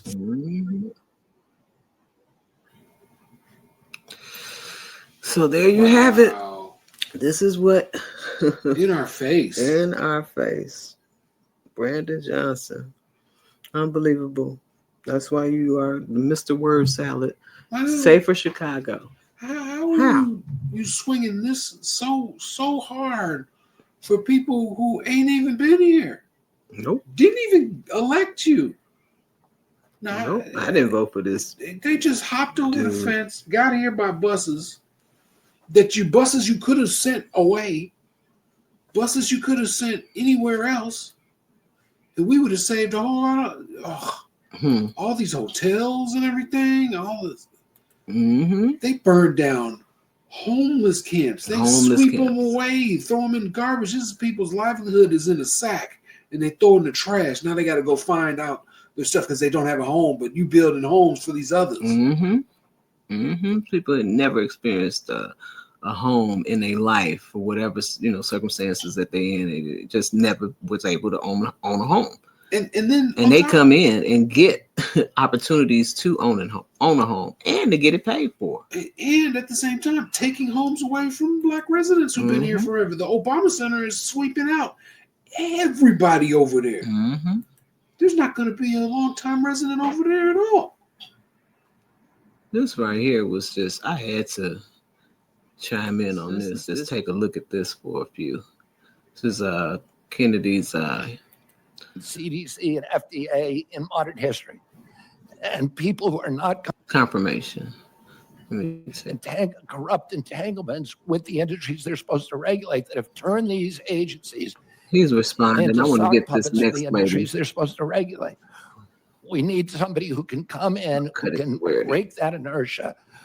We are attracting the most talented group of people who work in NIH and CDC and FDA in modern history. Sir, I think you're going to have a tough job. You have my full support, but you've got lawmakers against you. You're going to have bureaucrats against you. You're going to be working with the limits of the administrative state at the department. But I'll have your back, and I want to work with you to get it done. Thank you, Senator. Support this movement. Thank you. I yield Here back. she comes. Senator Blunt, Rochester. Thank you, Chairman Cassidy and Ranking Member Sanders. Mr. Kennedy, during our meeting, you shared your vision for the department, and we discussed priorities important to my home state of Delaware. But I must say, as a former cabinet secretary and a health official in my state, and listening to your answers today in this hearing, I am deeply concerned and shocked by your apparent lack of understanding of, frankly, some of the basic responsibilities of the department. It's one of the largest, most complex, and it is vitally important. And yesterday, during your finance hearing, and today, you confused details about Medicare and Medicaid. You didn't know what authorities you have under the Emergency Medical Treatment and Labor Act, known as EMTALA, and you made false claims about the safety of mifepristone. However, what concerns me the most as a mom and a first-time grandmother is your decades-long track record of promoting vaccine misinformation. But she's had the flu for 14 days. Should she get a flu shot? Well, no. If she got the flu for 14 days, she's as protected as anybody can be, because the best vaccination is to get infected yourself. And so if she really has the flu, she definitely doesn't need a flu vaccine. If she really has the flu, she should not get it again. No, she doesn't need it, because it's the most potent vaccination is getting infected yourself. And yet, despite the fact that we've now essentially clinically tested the vaccine on billions of people worldwide, and profiting from it, despite the harms that it may cause to American children. And with that, I'll turn to my questions. In yesterday's hearing, you did not seem to know anything about EMTALA, even though I raised it with you during our meeting last week. So I'll give you another opportunity. Yes or no, do you believe that a person presenting to an emergency room with a severe illness should have any type of emergency care needed to save their life? Any American who the Yes law or no? says. Yes. I'm answering the question. Any Yes American, or no was the direction. Under the law, every American who presents to an emergency room must be treated. And I enforce that law. And I believe that's the right thing to do. Do you agree that a person who is experiencing severe pregnancy complications should be able to receive emergency care to save their life if that care is an abortion? My understanding of President Trump's policy is that I'm not asking women, you President Trump's policy. I'm asking you, what do you believe? Yeah, if it's necessary to save the life of the mother. Okay, so you do believe, yes, they should. Do you commit to ensuring that pregnant women will have access to all necessary emergency care, including an abortion, if it is required to save their life or preserve? If it's required to save their life. And would you agree that the ability to provide quality emergency care for pregnant women is essential to preventing maternal mortality?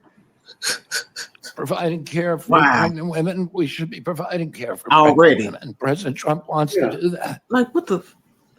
Bottom line for me, women should not be forced to rely on emergency airlifts to other states for life-saving care. And to be blunt, in our meeting, your lack of understanding really, again, was very concerning. In a 2023 interview, you described yourself saying, I'm a Kennedy Democrat. I believe in labor unions. I believe in a strong, robust middle class. I believe in racial justice. And just yesterday and today, during this hearing and the hearing yesterday, you said we need to respect diversity. Mr. Kennedy, the Trump administration recently issued an executive order that directs the federal government to eliminate grants, contracts, policies, programs, and activities that include diversity, equity, inclusion, and accessibility. This executive order has already caused widespread confusion, fear, and uncertainty for healthcare providers, researchers, public health professionals, and service providers across the country. You said in our meeting that you understand that health disparities exist. So yes or no, do you, in your view, do the following programs count as health DEI programs? Programs that target Black women to address the maternal mortality crisis? Senator, there are 7. Yes or no? I'm not going to answer that yes or no. If you want an answer, I'm happy to give it to you, but it's not a yes or no. I just want a yes or no. It's not susceptible to a yes or no answer. Well, if you want to hear an answer, Senator. Let me shift this because I only have 36. If you want to hear an answer, Senator, I'm very happy to give you one. I've got now 33 seconds. And there are people out here who want to understand that if they are at a pride parade and they're a healthcare provider, can they get out of Wait a minute. How we go from now it was about women's health, but strictly abortions. Now we can bring in girl. How many I'm so disingenuous. How many times does somebody have to rush to the hospital with an emergency abortion? Exactly. I mean, this is why y'all lost. This is like why you will continue to lose. Wow. I mean, and she came in hostile too. Yes or no? Yes or no? Yeah, that's what they're taught. Wow. Trying to have a program in a Black church that is on Martin Luther King Day. Will they be able to have that program? Will it be funded? Will they get in trouble? Will they be? Why does it need to be funded? It went from LGBT to a Black church. Be fired. That's the cause and concern. Abortion. We all know that it is important that we have a healthy country. But you want me to answer the question, Senator? I think I got my answer. Okay. Thank you, and I yield back. I will allow the witness to answer. There are 7 departments at NIH that protect minority health and that seek to eliminate this. The shocking and unacceptable disparities in minority health. I believe in helping all people who are vulnerable. The DEI programs that President Trump eliminated have spent $63 million with no discernible positive impact on human health in this country. There's institutions already that existed before President Biden, whose job it is to do just that. Will you cut those programs that you just referenced? Wow. That decision is up to Congress, not to the HHS Secretary. Thank you. I yield back. Wow. For the record, treating a miscarriage or ectopic pregnancy is not an abortion. It's just false. Yes, thank you. And so I would ask that not be, since I'm not into misinformation, I would ask that misinformation not continually be repeated. Wow. Senator Husted. Okay, let me pause this. That's another Yeah, one. that I want to was get deep to right there. A correction like that. That's no longer what you're calling it. Mm-hmm. I'm trying to slide that in. I want to get to Bernie. Yeah, where is the? Oh, let's see what this one is. I forgot about her. It's another one. One of Kamala's supporters. Year fraud, 800 fraudulent studies produced by NIH on amyloid plaques and not allowing any other hypothesis. Oh, yeah. Here it goes. Senator Murkowski sets the record for going over. Senator also Brooks. Sorry. Good morning. Thank you, Mr. Chair. Mr. Kennedy, I was struck by your comments during our meeting last week. What?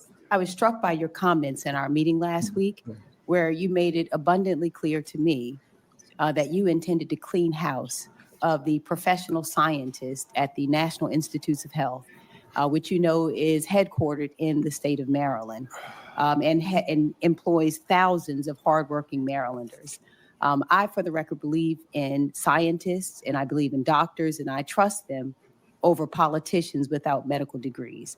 You talked about bad science and bad scientists. And in fact, you specifically said to me in response to my question that you intend to replace the bad scientist with the good scientist. Mm-hmm. And so I want to ask you, in your opinion, what makes a scientist or a doctor qualified to serve at the National Institutes of Health?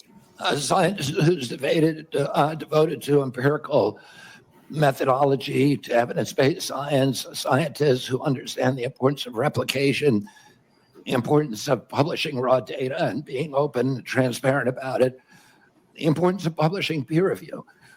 We have, NIH has overseen over the past several years the precipitous decline in American health. There's 91,000 people at HHS. And are you suggesting that some of them should not be held responsible for that decline? They were in charge of protecting our health. Let me just insert here. Let me just finish. But let me just say this because I only have 3 minutes left. I don't set the rules here, but I ask the questions. And the question is really whether you intend, as you said, to substitute essentially your judgment for the judgment of these professional scientists. And I'm not going to substitute my judgment for science. Of course, I'm not going to do that. What I'm going to do, listen, the New York Times just did an article last week talking about the fraud, the 20-year fraud, 800 fraudulent studies produced by NIH on amyloid plaques and not allowing any other hypothesis about the cause of Alzheimer's. Well, how to be will you explored. decide, Mr. Kennedy, which scientists? One that's not like the ones you have. Are they the ones who disagree with you? The ones who are corrupt, the ones who have There been you doing go. science like the amyloid plaque studies that were fraudulent. We These should doctors, not. let me ask you a question. Do you have a medical degree? Do you? I know? Okay, let me go to the next question. The Heritage Fund has compiled a watch list of funds federal you employees and your to colleagues? go after federal staff. Is there a watch list for federal staff at HHS? Not that I know of. Have you or has anyone in the administration developed a list of career scientists or federal staff that you would target for termination? Not that I know of. Terminator. Or is it that? And let me just ask you another question. Now, points. She's got a list. your failed presidential campaign has been raising money to try and cover your debts. And you were questioned about this yesterday and failed to answer a question that Senator Warren asked you. And so I want to ask you again regarding these emails that you have sent to raise money. How much has your presidential campaign made fundraising off of this administration's complete disregard for the workforce at HHS? Excuse me? I didn't hear the question. The last part. How much money has your presidential campaign made off of fundraising, off of this administration's complete disregard for the workforce at HHS? Not as much as your girl. Right. I tell you what, we shouldn't be talking about campaign. Isn't she still asking for money now? Wow. Chess. Zero. Okay, Mr. Chair, I'd like to ask unanimous consent to enter into the record 2 emails from this week and the week before regarding fundraising that you are currently doing through your presidential campaign. Without objection. And finally, I want to ask you, I have you said you were on a show on February 26, 2021, an interview with Dr. Judy Mikovits, where you said the following, and I quote, We should not be giving Black people the same vaccine schedule that's given to whites, right? Because their immune system is better than ours. Can you please explain what you meant? There's a series of studies, I think most of them by Poland, that show that to particular antigens that Blacks have a much stronger reaction. There's differences in reaction to different products by different races. So I have 17 seconds left. Let me just ask you then. So what different vaccine schedule would you say I should have received? Oh, wow. What different vaccine schedule should I have received? I mean, the Poland article suggests that Blacks need fewer antigens. This is so dangerous. You get the same measles vaccine. Mr. Kennedy, with all due respect, that is so dangerous. Why? Your voice would be a voice that parents would listen to. That is so dangerous. I will be voting against your nomination because you're going to vote against them anyway. You know, we already know that. And old girl who was sitting next to her left. Yeah, because her assignment was finished. Yeah, after she finishes, she's going to get up and leave. Dangerous to our state and to our country. I mean, do you think science is dangerous, Senator? Okay. This is published peer-reviewed studies. I yield. Senator Collins, who would have been here the whole time, but she was in an Intel committee. So Senator Collins. Thank you. No, I don't want to hear her. I'm trying to find Bernie. Let me get to the end. There we go. Let's see. Dr. Hassan suggested. But that will become the influencer for people to believe, no, there's 1.25 million kids studied. Has assessed, but listen, I've a steady ride at it, and there are other studies as well, and I'd love to show those to you. There's a study that came out last week of 47,000 9-year-olds in the Medicaid system in Florida. I think a Louisiana scientist called Mawson that shows the opposite. So there are other studies out there. I just want to follow the science. Wait a minute. And to me too, Senator. Let me, we're almost to the end. Let me acknowledge Senator Moody has also been here the whole time. And so thank you, Senator Moody. Yeah, well, just incredible diligence. Thank you. Both Senator Sanders and I will have a couple questions, and then we'll each have a closing statement, and then your long national nightmare will be over. So anyway, first, a couple more of commit type questions. If you are confirmed, do you commit that you will not work to impound, divert, or otherwise reduce any funding appropriated by Congress for the purpose of vaccination programs? Yes. And do you commit that you will not impose new grant conditions outside of congressional direction for state, local, or global entities that in any way limits, restricts, or rescinds access to vaccines or vaccine promotion programs? Yes. And then this is the nice thing about listening to all of this. Let me ask this. I've been impressed. One, you've handled yourself very well. I've been impressed that on many things you are familiar with recent medical data. But on other things, you haven't been. So let me bring up two things that are very pertinent now. While sitting here, I went up to look at the medical literature on these issues. And here's a title, Why Parents Say No to Having Their Children Vaccinated Against Measles, a systemic review of the social determinants of parental perceptions on MMR vaccine hesitancy. Mm-hmm. And they found that fear of autism is a major driver for vaccine hesitancy among those with a college education or higher, influenced by internet social media narratives over physician-based vaccine information. I'll go back to something I said earlier. You got to follow it, man. There's a lot of people that look to you for, do I get vaccinated or not? People that I kind of know. But here it says it's not just my anecdote, it's actually out there. But when I raised, and you said, well, if I show you the data, you'll change your, because I asked, will you unequivocally, without qualification, say that measles vaccine does not cause autism? And you said, if I show you the data. I will publicly apologize. So here's and say that I was wrong. Here's a meta-analysis from 2014, and you quoted Cochrane on several occasions, which for the people watching is a meta-analysis. A meta meaning they look at everything and then they come to a conclusion based upon as much facts as they can get. And here is such a study, and the title tells it all.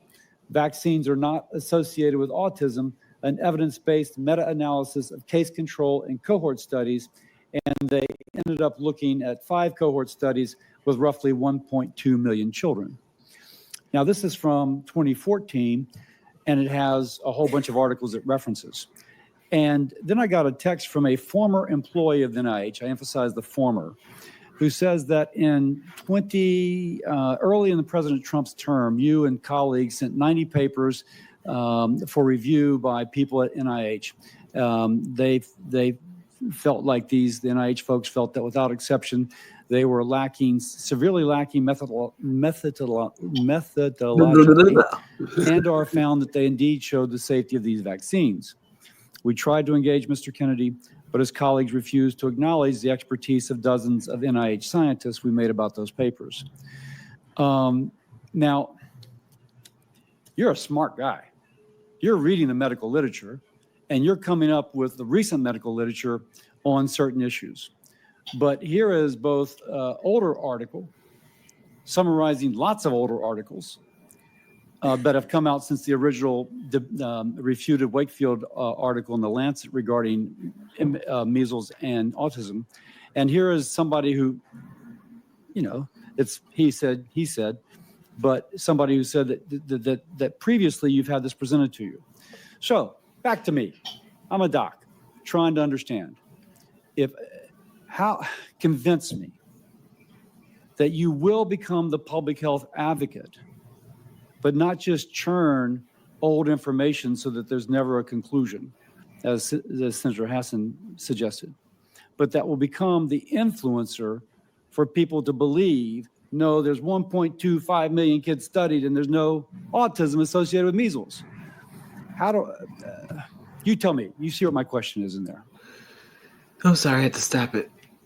First of all, he said measles. No, right. It's the MMR. It's the measles, mumps, and rubella because they combine those 3. And this is very personal to us because we have questioned that when our very own daughter, who has autism, she does, after she got the MMR, not too long after that, she stopped speaking.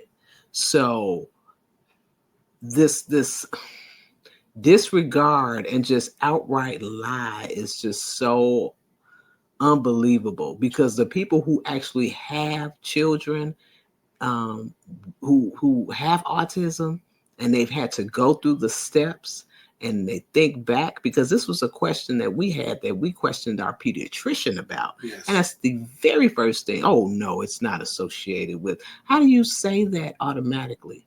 How you just determine? Have you done these studies, any tests? Right. And we gave her some article. I talked to her about an article of what was the person was in the UK, Italy. Italy has got settlements. Yes. Given out to people who, because of that that shot, were diagnosed with autism. So for you to outright say that when you got parents who, like us, we know the succession of how a child goes from one stage in development to reverting after the exact vaccine that we knew caused hers. Yes. So let's get back to it. I'm going to be an advocate for strong science. You show me those scientific studies, and you and I can meet about it. And there are other studies as well, and I'd love to show those to you. There's a study that came out last week of 47,000 9-year-olds in the Medicaid system in Florida. I think a Louisiana scientist called Mawson that shows the opposite. So there are other studies out there. I just want to follow the science. And I will do, if the science says and I am wrong about what I've said in the past, as I said, I will publicly apologize. There's many times I've been wrong about science. If you look at my Instagram account, when I'm wrong, I apologize for it. And I say I was wrong. I don't have any problem. Science is a process of challenging hypotheses with new evidence. Yep. And scientists have to be able to admit when they're wrong. Yep. Epidemiological studies, the Institute of Medicine has said repeatedly in 2013, 2017, when they investigated this, has asked CDC to do certain studies, animal studies, bench studies, observational studies, studies of the vaccine safety data link. CDC has not done that. Exactly. Oh, I want them to do that. And I want the best science. I can guarantee you, on my word of honor, and if you show me science that says that I'm wrong, I'm going to say I was wrong. I don't have. You won't be able to find it because it's parents who know better, Right. and people who actually have children who can think back and see that it was after that particular shot.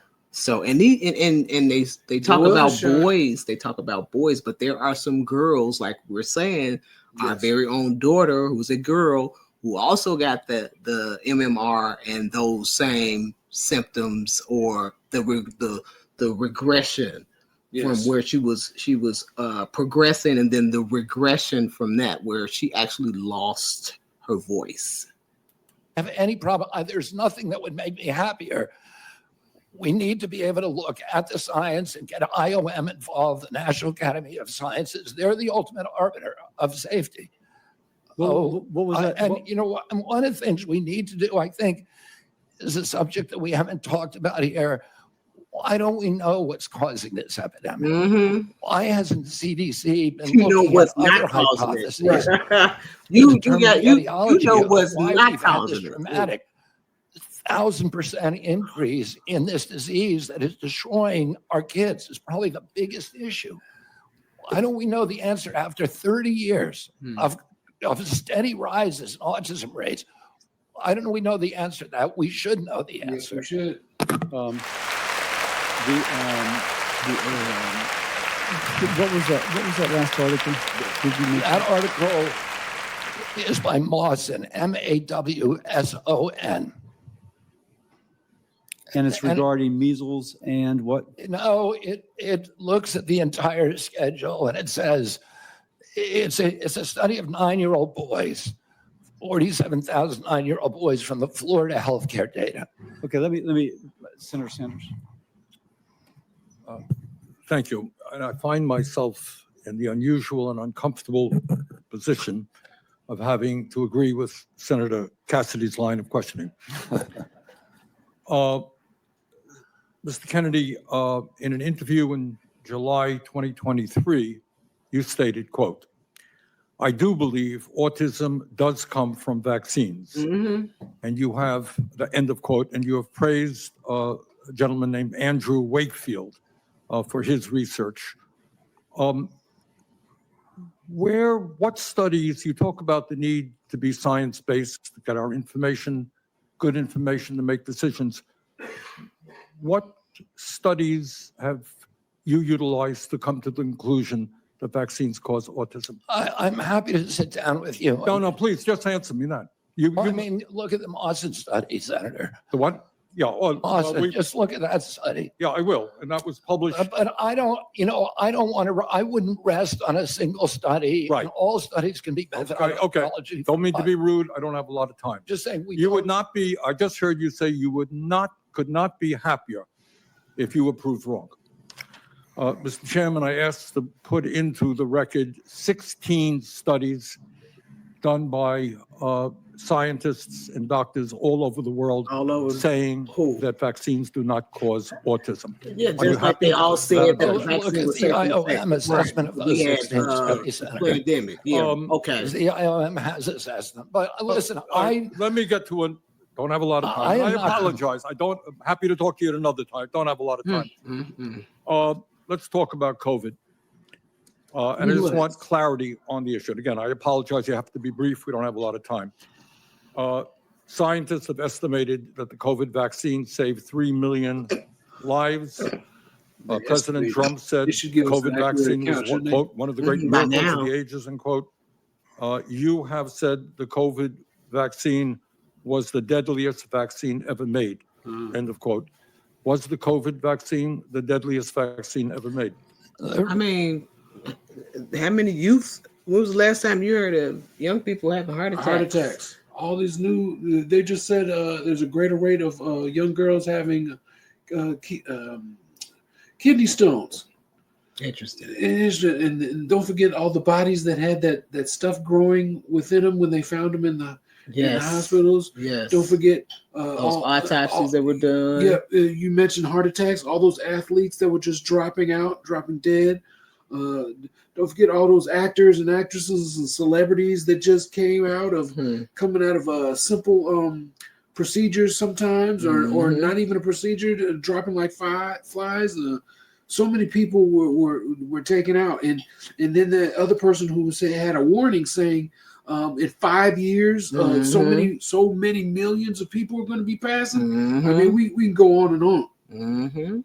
The reason I said that, Senator Sanders, is because there were more reports on the VAERS system, on the vaccine adverse event reporting system, which is the only surveillance system, that and the VSafe.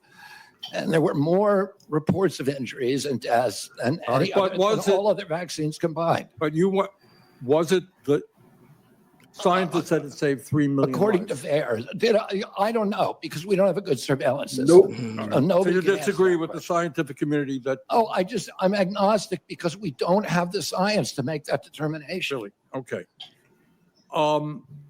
Prescription drug prices in America, as you know. And by the way, I think President Trump did an extraordinary job on warp speed, because he wasn't just focusing on that one intervention. He was focusing He called it a miracle, but you have cast doubts on its efficacy. All right. Prescription drugs. We're going to make America healthy. I agree with you that we need a revolution in the nature of food in America, physical exercise, etc. Very, very important. But there are people who are going to get sick, and they have to go to the doctor and find out why. 1 out of 4 Americans today cannot afford the prescription drugs their doctors prescribe, because we pay by far the highest prices in the world for prescription drugs. Yep. We made some progress under the Biden administration. No, we did. Of negotiating prescription drug prices with pharma. First time that's ever happened.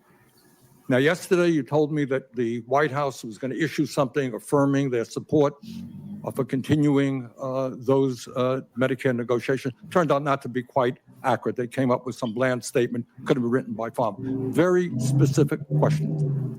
Do you believe, and will you insist, that Medicare continue to negotiate prices with the pharmaceutical industry so we can substantially lower prescription drug costs in America? Now you heard him say negotiations, right? President Trump has made it very clear to me that he wants to negotiate. But negotiate is a big word, Bobby. It's a big word. That's the word you just used. No, but just used it. But no, I used defend a particular law. Wow. Will you defend the law in the Inflation Reduction Act, which already is negotiating prescription drug prices? President Trump wants us to negotiate drug prices. He wants to lower drug prices. So you're not telling me that you will defend the law that we passed, which has already had significant success. Well, Congress, look, I'm going to comply with the law. Right. Congress passed the law. I'm swearing an oath to the Constitution. I'm going to comply You're with the going to have a laws. significant influence on healthcare policy if you are. And I'm going to comply with the laws. Let me just say this in conclusion, Chairman Cassidy.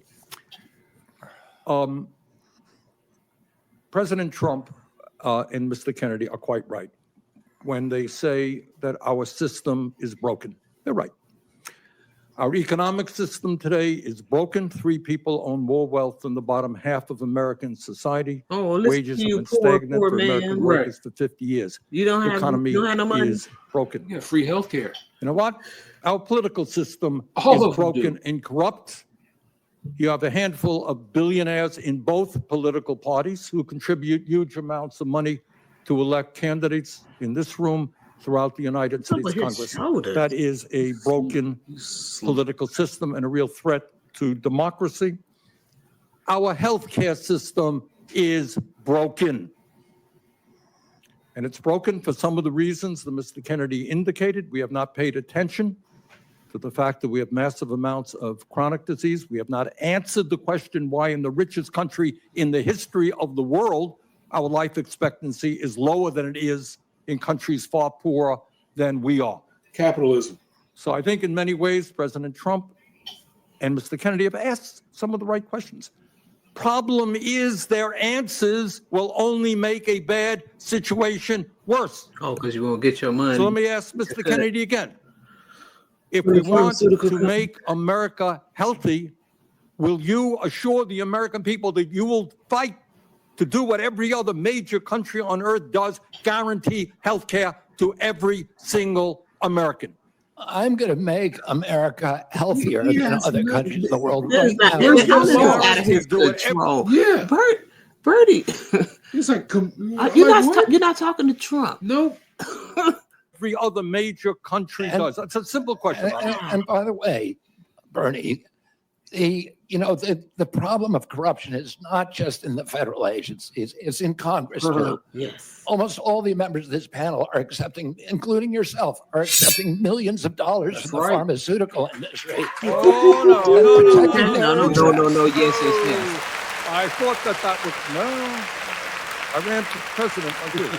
I got millions and millions of contributions. Yes. They did not come from the executives, not one nickel of PAC money from the pharmaceutical industry. They came from workers. 2020, in 2020, you were the single largest because I had receiver of pharmaceutical money contributions from workers all over this country. Workers, you were the not a nickel from corporate Bernie, tax. you were the single largest acceptor of workers, pharmaceutical dollars. From workers in 1.5 million. Yeah, out of 200 million. All right, but he said, wait, let me hold on. Let me quiet that a little bit. We have not huge amounts of money to elect candidates in contributions from workers all over this country. Workers, you were the single, not a nickel from corporate Bernie, tax. you were the single largest acceptor of pharmaceutical dollars. No, from workers in 1.5 million. Yeah, out of 200 million. All right, but you still got it. You have not answered the last question. You have not answered my question. Mr. Chairman, we're 3 minutes. How do we make America healthy if you don't guarantee health Chairman, care we're to all literally people? 3 minutes over here now. Well, How long does it keep going? At some time, you're just battering the witness. Not Bernie. battering the witness. Yes, you are. And you're getting upset at him. You're going at him just like anybody else would. Bernie's going over.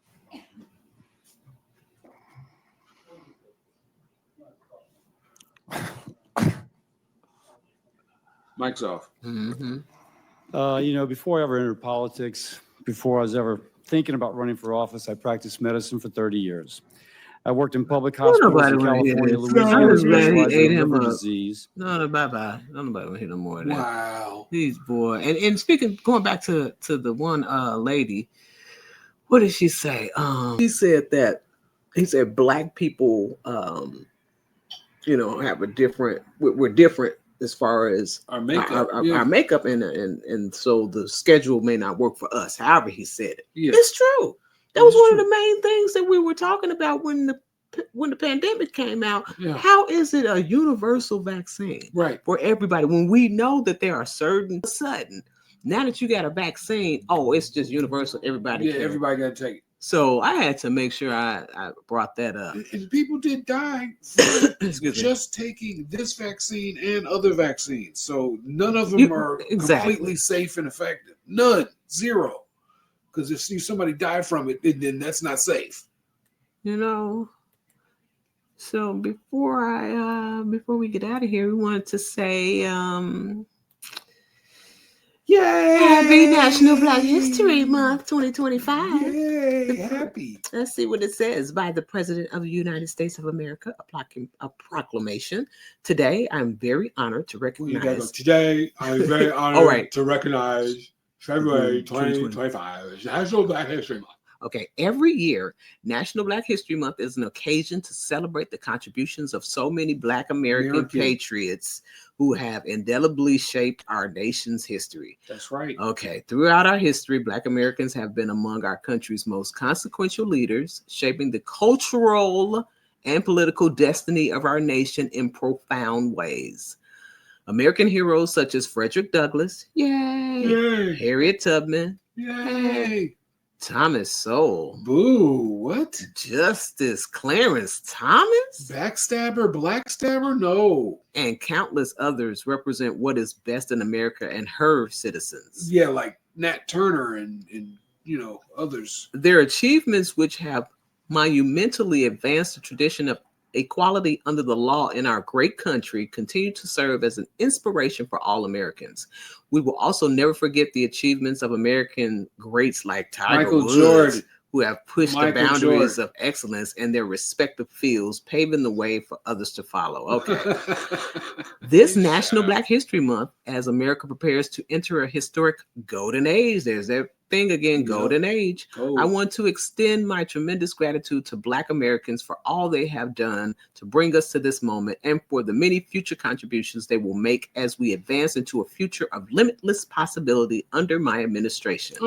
Now, therefore, I, Donald J. Trump, President of the United States of America, by virtue of the authority vested in me by the Constitution and the laws of the United States, do hereby proclaim February 2025 as National Black History Month. I call upon public officials, educators, librarians, and all the people of the United States to observe this month with appropriate programs, ceremonies, and activities. In witness thereof, I have hereunto set my hand this 31st day of January in the year of our Lord, 2025, and of the independence of the United States of America, the 249th. Wow. From the office of the there White it House. is. So it wasn't canceled. Yeah, they said it was canceled. I heard it was canceled. A lot of people were shaking in their booties. But they're jumping on anything that happens, whatever Trump does. And see, we told you, should have voted. Voted for who? Kamala? Right. Really? I mean, I didn't vote for her. She would take. I didn't vote for him either. But she would have taken National Black History Month away from us. She would have called it something else. So wow, I guess we will. We're going to have to come back to you soon, you guys, with some other topics because there's so much going on. So many things that has happened. So I'll let you take it away, sir. Yes, we all are very appreciate you guys watching. We thank you for watching. Please choose to donate. I'd like you to take a look at our other channels. We have other channels we'd like you to see, like Relax with Ms. Tish is very relaxing. We just enjoy relaxing with a little bit of rage images. We'd like you to just check those out and enjoy those channels. And we just thank you so much for listening to us. A little venting, trying to understand today's current events. And everything's going to be great. It's going to be great. Everything's going to be all right. Be all right. And I can't wait to see Kendrick Lamar doing They Not Like Us at the Super Bowl. Like a Super Bowl. Unless something happens at the Super Bowl. But hopefully nothing's going to happen at the Super Bowl because people saying something's going to happen at the Super Bowl. I don't think something's going to happen at the Super Bowl. Nothing's going to happen at the Super Bowl. It's just going to be in a good game. I don't know. The Eagles win, Chiefs win. I don't know. We're going to see everyone. We appreciate your time. Thank you for watching. Thank you for watching. Till next. To the next.